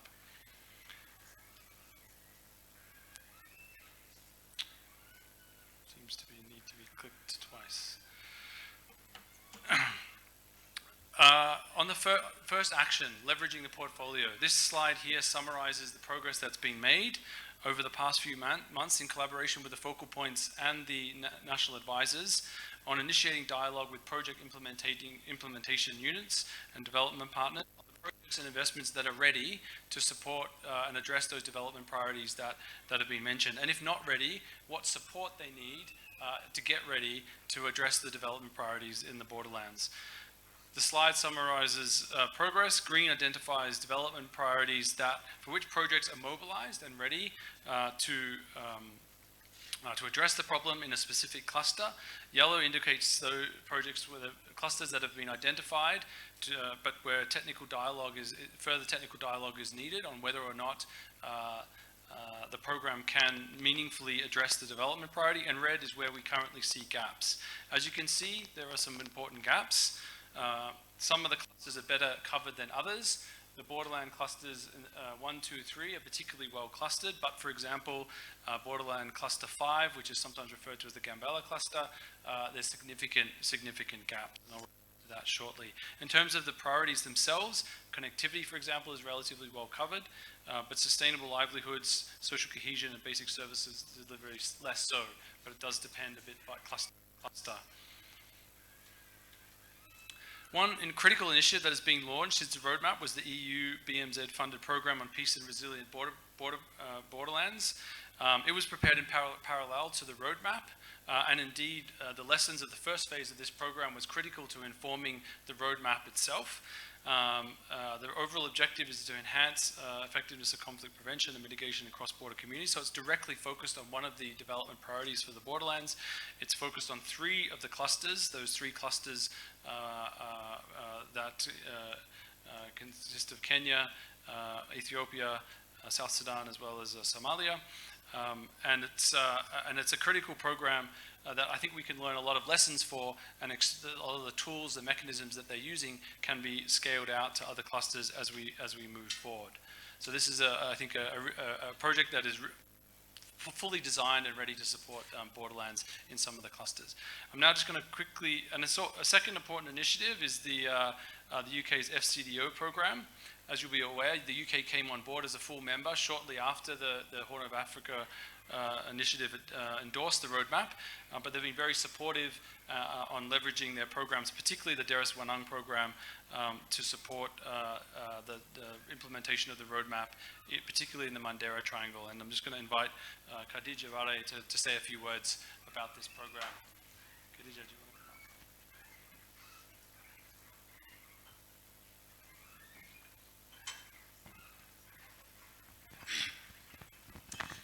come? Good evening, dignitaries present. I would like to keep up the pace of my colleague Sam, but as every African child who grew up in the villages, I first wanted to be a teacher. So I might get overexcited with all the crowd that I see, thinking it's a classroom that I am addressing. Deres Wanang is a cross-border initiative that is focusing on promoting peace and stability in the cross-border region of the IGAD 3 cluster we've just had, the Mandera Triangle, all the way down to Lamu, Garissa, Wajir, Mandera, and on the other side, from Ras Kamboni in Jubaland, going up to Belet Hawa in the Mandera Triangle, and on this other side, the Ethiopia side, Dolo Ado and Dolo Bay. So the focus of Deres Wanang is strengthening socio and economic dynamics and increasing collaboration between local administration and communities. Beautiful name, isn't it, Deres Wanang? That is a Somali term that basically translates to good neighbors or good neighborliness. And in Swahili, we say, jirani mwema. The RISWANAG's funding timeline, in brief, this is British pounds 15 million, funded by the UK's Integrated Security Fund and the Dutch MFA from March 2023 to February 2026. Time is of essence for us. And coordination component, the RISWANAG is implemented by ASI, the Adam Smith International, but also on the other side where the rubber meets the road is Danish Refugee Council, which actually handles on-the-ground implementation of the initiatives or the interventions that the RISWANAG has, and Royal United Services Institute, which is our knowledge and research component, which really churns out a lot of important and, you know, really informative material from this region that we are operating in, and we hope you'll get to interact with as many of our products as possible. So we're looking at integrated programming, combining security, development, and peace building, and strengthening national responses, conflict resolution efforts, institutions for resilience, and addressing drivers of violent extremism. The key at the heart of this for the RISWANAG is homegrown solutions to local problems, addressing felt need instead of perceived boardroom needs. And that's why Khadija Barre, a child of the borderlands, all the way with connections from Afder, Wajer, going up to the Ethiopia side in Jigjiga to Kabri Dahare, with blood from all those places, is now standing in front of you, and glad to see commitment from leaders and professionals and the development community to ensure that in the next 2 decades, the little boy I'm carrying here does not have to feel like he's carrying and, you know, he has to arm himself and his community, but will feel like, you know, he's equipped enough to fight with the rest of Kenyans to become the first Somali president of Kenya. Sindio? So the heart of the RISWANAG is actually led by people like me, people from those communities, and people who actually want to drive development in this area. So the roadmap priority that we are addressing in the RISWANAG, cross-border trade and mobility. We know, first and foremost, the communities that live there are interlinked. They're disconnected from the rest of the country, one, because of maybe poor roads, which we've had here. So they depend on each other. The lady who farms in Suftu, Ethiopia, sells her mangoes in Mandera, Kenya. The Wajir guy who owns hundreds of heads of camel moves all the way to Kismayu in Jubaland whenever there's drought to look for pasture. So one of the things we are focusing in is that, trade and mobility. Sustainable livelihoods, another thing, which is actually one of the key things we are addressing there, drivers of violent extremism. With sustainable livelihoods, one of the drivers of violent extremism is actually squashed. Community resilience, as I said, I am a prime example of community resilience in the RISWANAG. Social cohesion. Social cohesion, if you look at every single investment that the RISWANAG has, or every single knowledge product that we are producing from the RISWANAG, you will be, you'll be encouraged, or you'll be happy to see that there's a lot on social inclusion that we are looking at, and the cross-cutting themes, which is women and youth. Up to 50% of our investments focus solely on gender issues and enhancing and contributing to improving gender resilience in this area. And that's why I think out of all the presenters you've seen here, I'm the only woman, right? So support for the roadmap actions. One, policy and analytical support. An example being the social cohesion white paper that is going to be presented shortly. the community perceptions monitoring data. We've just finished a community perception survey in this entire region where we really analyzed different components of this community and their perceptions of peace in this area that we hope partners will be able to also interact with. Knowledge gathering and sharing. Elimu ni ngao, si ndio? Knowledge is a shield, Swahilis we say. Cross-border cluster coordination, and the Deriswanag approach is, at the end of it all these solutions are led by local experts and local personnel who are at the heart of it all. Asanteni sana. Thank you. Thanks very much, Khadija. Wow, that was, I feel like a bureaucrat now. And just to emphasize the knowledge program that Deriswanag brings, and we've had some initial discussions on leveraging that for the results, developing the results framework and tracking impacts in the borderlands looking forward, and I think that would be a huge contribution as well. So let me just quickly complete this update on the, so we can move to the social cohesion work. You'll recall that BMZ had not yet fully joined the initiative when we began and endorsed the roadmap, and therefore we didn't have the opportunity to leverage and go through their portfolio. And so we've had an opportunity to do that now, and two programs are particularly important for a couple of reasons. One is the themes they focus on, but I think most importantly is the extent to which they work with IGAD. And we see this as a real opportunity for strengthening our engagement on the implementation of the roadmap going forward, and hope we can have further technical discussions with the teams on how to leverage these programs. Finally, just quickly on the AFDB and the and also the World Bank projects, I want to say thank you very much to the Horn of Africa MDTF for providing some bridging financing for technical support. Implementing in the borderlands regions is not easy. As we've heard earlier before, we've got the update. This is the hardest of the hardest. We already heard about how difficult regional integration projects are, how complex they are. The borderlands are another level of complexity.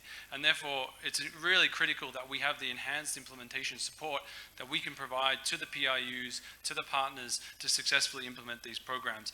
And we're not going to be able to leverage these existing operations to address these priorities without that type of support. So we've begun that engagement with the PIUs and what support they need, and we already have some, I think, models that we can use.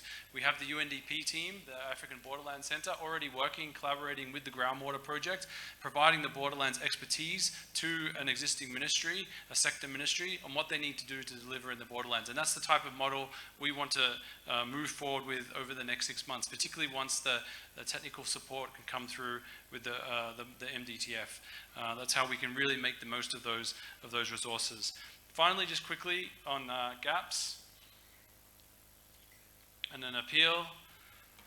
As you saw earlier, there's some critical spatial gaps. Some borderland clusters are much better ready to benefit from the existing portfolio of operations. Some, particularly South Sudan, Ethiopia border, for example, less ready, and more work needs to be done. There's also some programming gaps. Some of the borderland priorities are more covered than others, so we need to address those. We've only initiated the work on the financing and the government spending, but there's early signs that inadequate financing is going to cover the 20 million or so people that live in the borderland clusters. That's our estimate of the total population in the borderland clusters. And the needs are extremely high because of their vulnerability, because of their remoteness, because of their relative and absolute poverty. Institutional coordination is real at the local level, particularly important. Yes, we can build a road, but yes, that road could even perhaps add some community facilities, community infrastructure.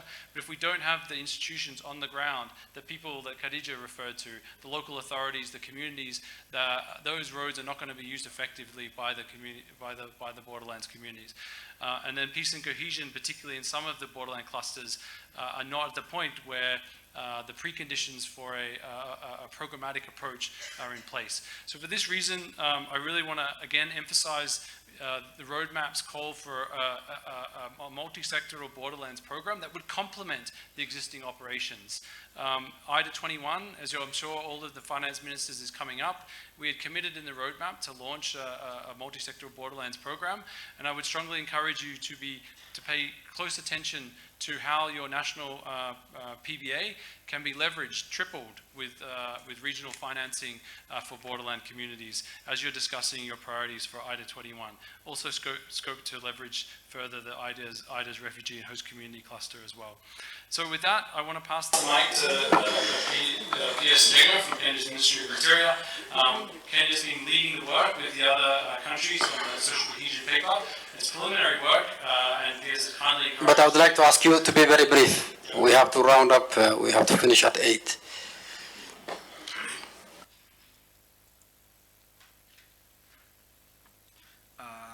Good evening, Honorable Chair, Honorable Ministers, distinguished guests, ladies and gentlemen. I'll try to be very brief. Of course, after Hadija has talked, now I have a nightmare trying to match her. But essentially, here we are talking about social cohesion, which is very key. We know our countries the way they are. We know also the relationship between countries and the conflict that we have because of lack of social cohesion. And therefore, we are taking the issue of social cohesion as very important. And basically, when we talk about social cohesion, we are talking about a sense of shared purpose, trust, and willingness to cooperate among members of a given group, between members of different groups, and between people and the state. And therefore, we have a horizontal relationship, that is horizontal cohesion, where we're talking about the communities among themselves, and also vertical, where we are talking about the people and the state, because those are areas that we have challenges on. And some of the challenges we are having will be social and gender-based violence, intercommunal violence, historical marginalization. Then to improve on this, we require facilitating economic development, and a lot of this is all we are talking about here. Managing local infrastructure, a lot of it, again, is our debate here. Building climate resilience, because we see conflicts which are brought about by the climate change factors. Then we have responding to humanitarian crises, especially high levels of displacement, and finally improving national security by countering violent extremism. Existing initiatives, ladies and gentlemen, they are there according to the different countries. We all come from those countries, so we are quite conversant with the same. Key global and regional lessons.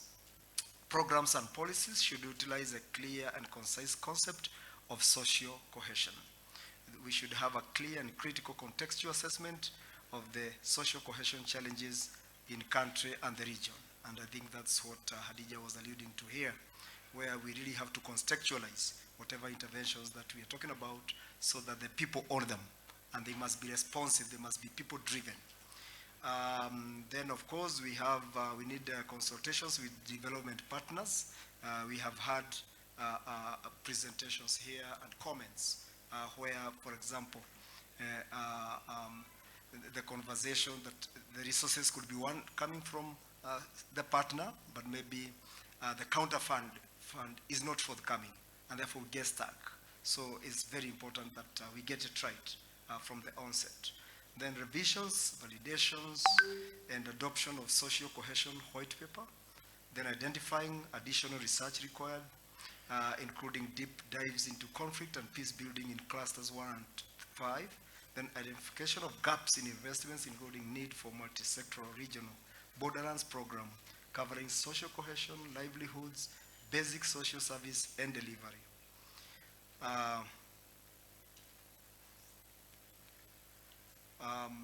Roadmap, sorry. Okay, yeah. So basically, that's what I wanted to present so that we really understand when we are talking about social cohesion and its importance and relevance in this. This is what we really have in mind in this aspect. Thank you very much. Thank you very much. And Chair, if I could just draw your attention to the final slide on the proposed schedule for launching the Borderlands Roadmap in the Borderlands themselves. I really hope we can bring the enthusiasm for addressing borderland challenges to those communities themselves over the next few months. And we kindly request your assistance in making that happen as a Horn of Africa country-led.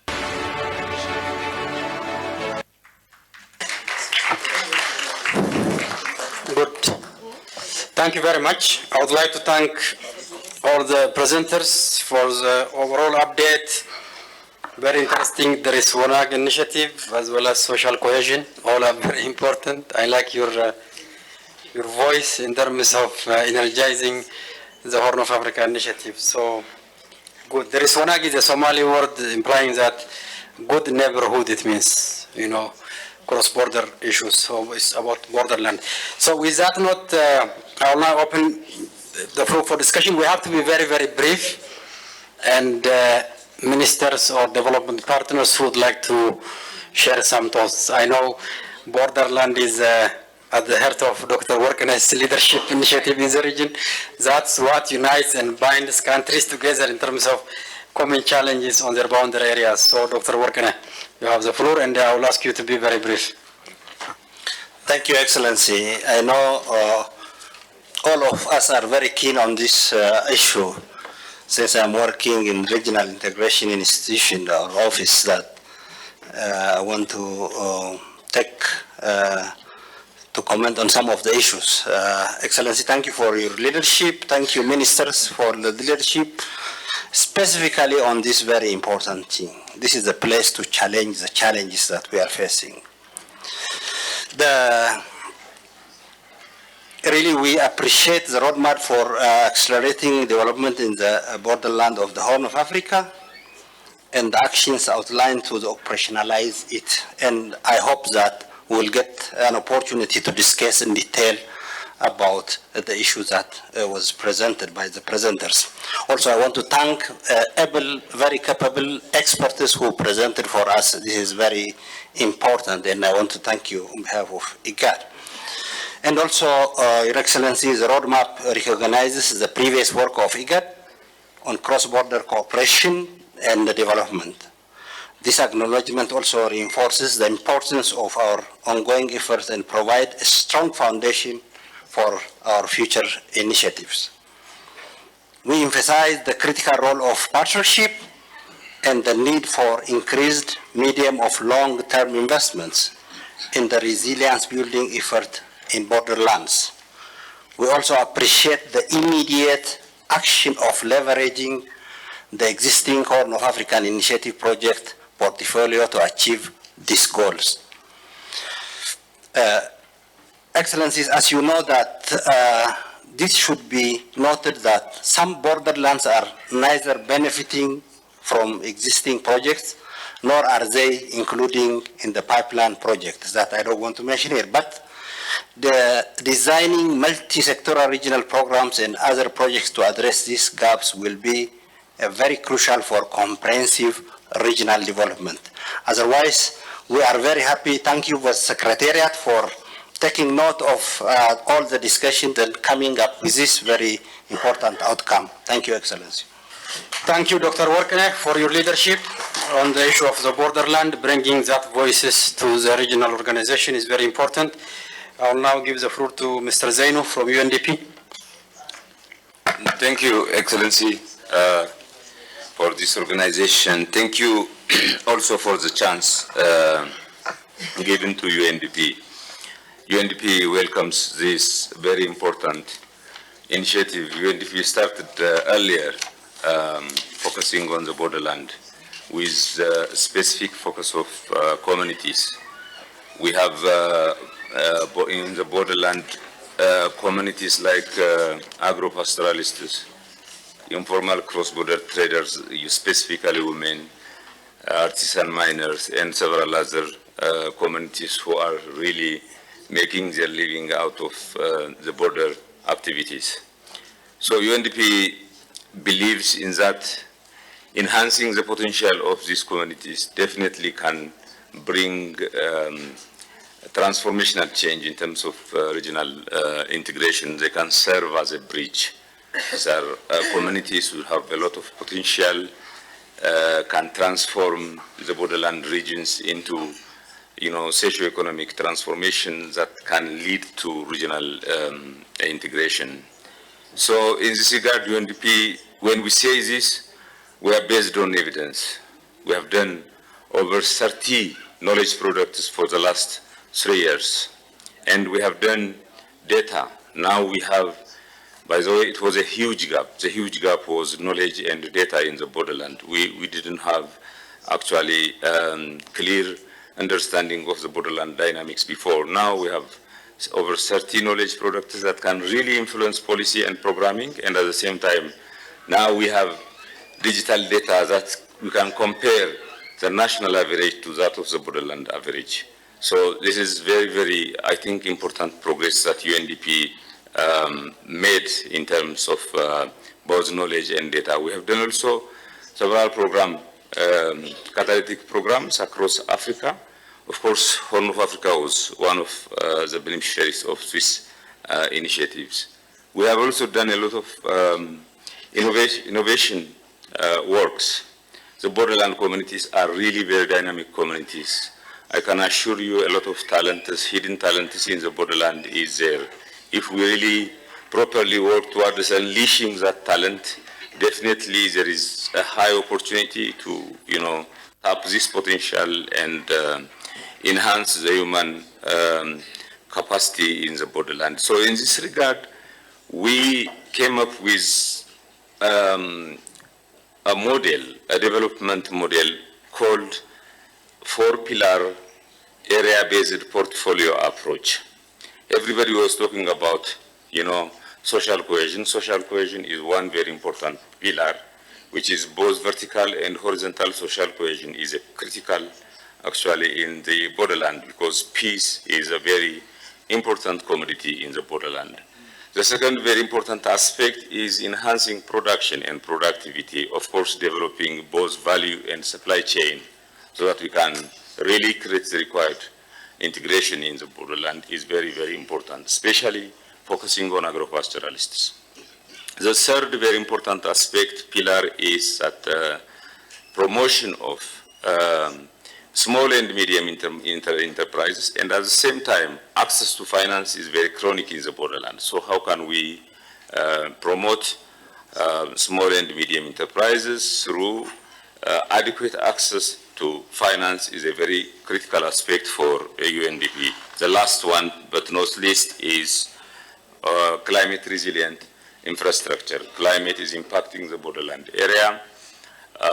Resilience building without climate resilience infrastructure is very challenging. So we believe in that specifically energy, water, and other climate resilient infrastructures at a small scale are very crucial in terms of enhancing the development potential of the communities in the borderland. So we are very happy to work with all the partners. By the way, currently we are working, thanks to my brother's leadership on this. IGAD play very important leadership role, and we are working hard on especially groundwater access facility together with World Bank, the UN agencies, under the political leadership of IGAD, which is very transformational. Thank you very much. Thank you very much, my sister. Thank you very much, Chair, and everybody around the table. Great pleasure to be here.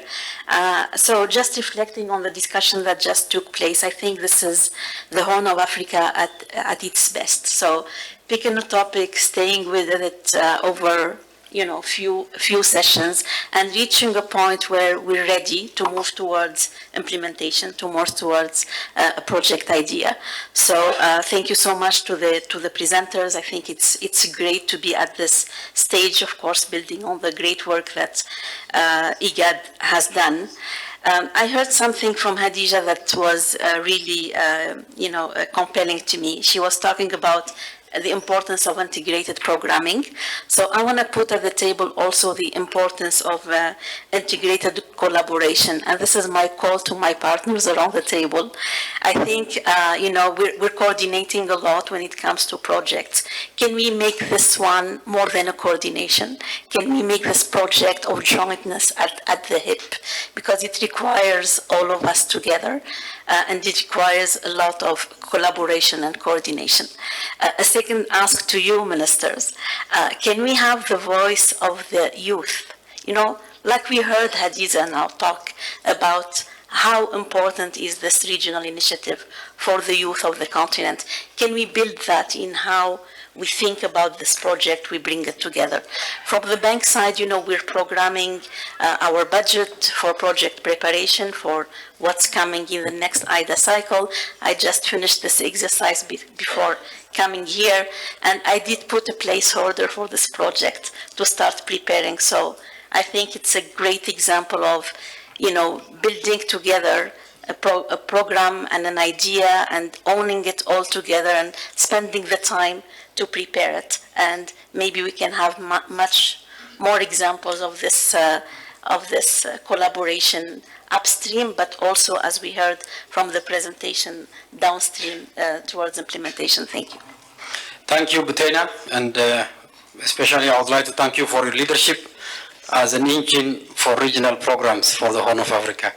And she is really, she deserves greater applause. And with your support and the coordination, the region will be better in terms of development outcomes. Be assured, and we will take your concern in terms of coordination, voice of the youth, as well as also program implementation, all up to down level. So that's very important. UK, may I ask you to be very brief as well? Well, thank you very much, Mr. Chairman. I'd like to join others thanking the presenters. As we heard, the UK has been sharing its experience and expertise through the Deris Ranag programme with others. I'd like to say that we want to continue doing that and showing we think that programme shows what's possible, but we think there's real potential for it to be scaled up, but also that perhaps get the delivery moving. We would very much support if it was possible to have access IDA funding for that, and for that to be done in as soon as possible. I think the other things that I would just draw attention to in terms of our experience is the importance of these borderland projects, because they programs because they deal with such fragile areas, really having conflict sensitivity at their heart, and making that a central theme. And also, we heard about gaps in some of the programs, perhaps looking as far as possible at doing the widest possible border areas along the border, so there are no unintended consequences if just one particular area of a border is looked at. But again, just to put on record that we're very happy to continue to share our experience and expertise with this. Thank you. Well, thank you, UK. Indeed, UK has a lot of vast knowledge and experience in the development of the lowlands, particularly in the borderlands. That involves complex challenges of development, evolution of state institutions, as well as the vulnerabilities in those parts of different countries. So with that note, may I suggest that we round up this session. I would like to thank all the presenters. I would like to know that all development partners has contributed to the roadmap, and consultation with the Horn of Africa counterpart is good. We would like also to appreciate the leadership of Dr. Workene and IGAD for this coordinated effort. I would like to appreciate the update and note with satisfaction additional analytical work which is already been undertaken. I would like to point out that delays have affected the implementation of the roadmap, in part due to immediate funding that needs to be addressed. And looking forward to comprehensive and ambitious programs supporting borderlands being funded within the coming 18 months. And the World Bank and UK has also reaffirmed that we will advance project preparation on this front, and we from the ministers, we need to coordinate this along many lines. I would like to thank also Khadija to being a very powerful voice from the lowlands. Thank you very much. And the presentation on social cohesion, on overall update was very good. And I would like to acknowledge the update. And definitely we need to move towards the implementation of the agenda, which needs greater financing and also development of our integration of projects in the borderlands. Our energy program has to be integrated with the demand of the borderland. We have highways crossing the borderland, but borderland are not benefiting from it. So we need to make sure that our energy connectivity is taking care of also the needs of the borderland. Cross-border trade, the regional connectivity, all will enhance the issue of the borderland. And also borderland areas should take enough attention on countries' own national development program. This will only complement what countries are doing in terms of inclusive and equitable development within the jurisdictions. And voices from the lowland is very important to engage with the power, with the voice on this run. So I think with that note, we would like to wind up the first session, the second sessions, and now we will move into any other business. Japan wants to take a floor. I'll give to Japan. After Japan, if Canada wants to say a few words also. Netherlands. Where is Canada? Okay, Japan, you have the floor. Thank you, Honorable Minister, for giving us me the floor. I'm attending on behalf of my Ambassador Shimizu. He's a special envoy from Africa who cannot come to this important meeting from all the way from Japan. And we just like to reiterate our interest to this important initiative, even though we are observers status. But I found today that we have much commonalities between this initiative and Japan's overseas assistance, especially in this Horn of Africa region.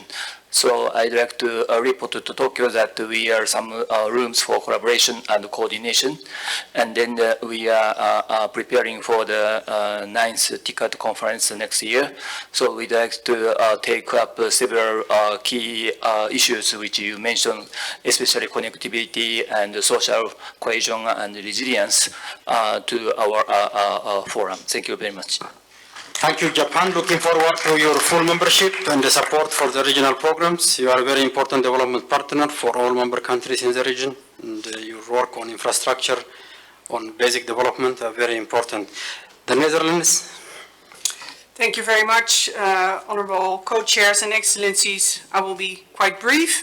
Very much appreciate the opportunity to participate today as an observer. It has been very informative indeed. As you know, the Netherlands firmly supports the goals of the Horn of Africa initiative to promote regional economic integration as well as peace, stability and sustainable development in the region. And as you've just seen in the inspiring presentation by Khadija, we are already doing so in that project. So we contribute to these goals in various other ways in light of our general policy to strive for a fair, efficient and inclusive global trade system and a prosperous and peaceful Horn of Africa.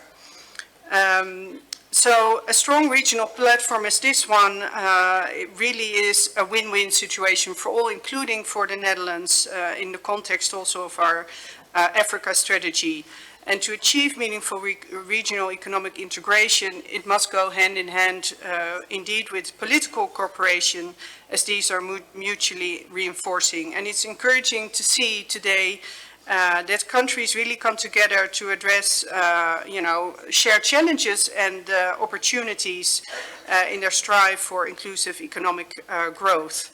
And I want to echo what others have said, that it's really encouraging also to see the transparency around the challenges that remain.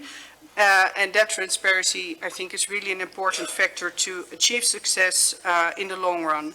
So we will assess the feasibility of a full-fledged partnership in light of the criteria for joining, but also in view of the fact that we have a new government coming in. So it's a bit too early for the Netherlands to make the same promise as Japan, but be assured that we will review it very seriously.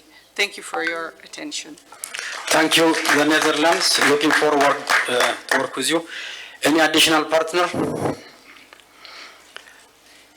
Good. I will give the floor now to my sister, Mary Laure.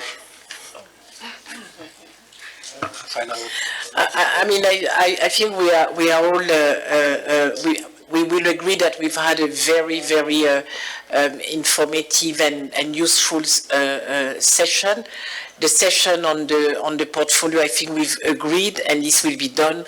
The Secretariat will have these individual meetings with each of the countries, because there's a wealth of information that can still be shared, especially within the optic of finding solution. And I think, Honorable Minister, we agreed that sometimes the story is a little bit more nuanced than maybe some of the slides may have shown, and we will make sure that we reflect that feedback. And of course, the second topic this evening was equally interesting, and I think I cannot agree more with you, Buthena, that this gives us a real opportunity to all come together in one big transformation program.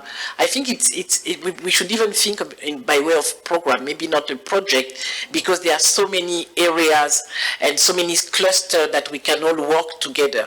Within a program, we have the flexibility to each come in certain cluster while still minimizing the transaction cost of implementing the whole program. So certainly very good ideas that, as usual, and I was just telling my co-chair that it's always a pleasure to attend Horn of Africa initiative. You learn a lot. There's a lot happening. Yes, there are a lot of challenges, but it's just so many ideas, so many opportunities to do things differently. So thank you, my dear co-chair. Thank you, Madam Mary Laure. I would like to join you in thanking our host, Professor Njuguna, for the excellent hospitality, not only for this Horn of Africa Initiative meeting, but also for the entire annual meeting of African Development Bank. And it has been a very good hospitality. We have been accorded since our arrival. On behalf of all the ministers, I would like to thank you. I would like to thank all our development partners for supporting our initiative, Horn of Africa Initiative, which is very important. Those who have joined that from the very beginning, those who have joined up later as well, we count on your sustained and strengthened continued support.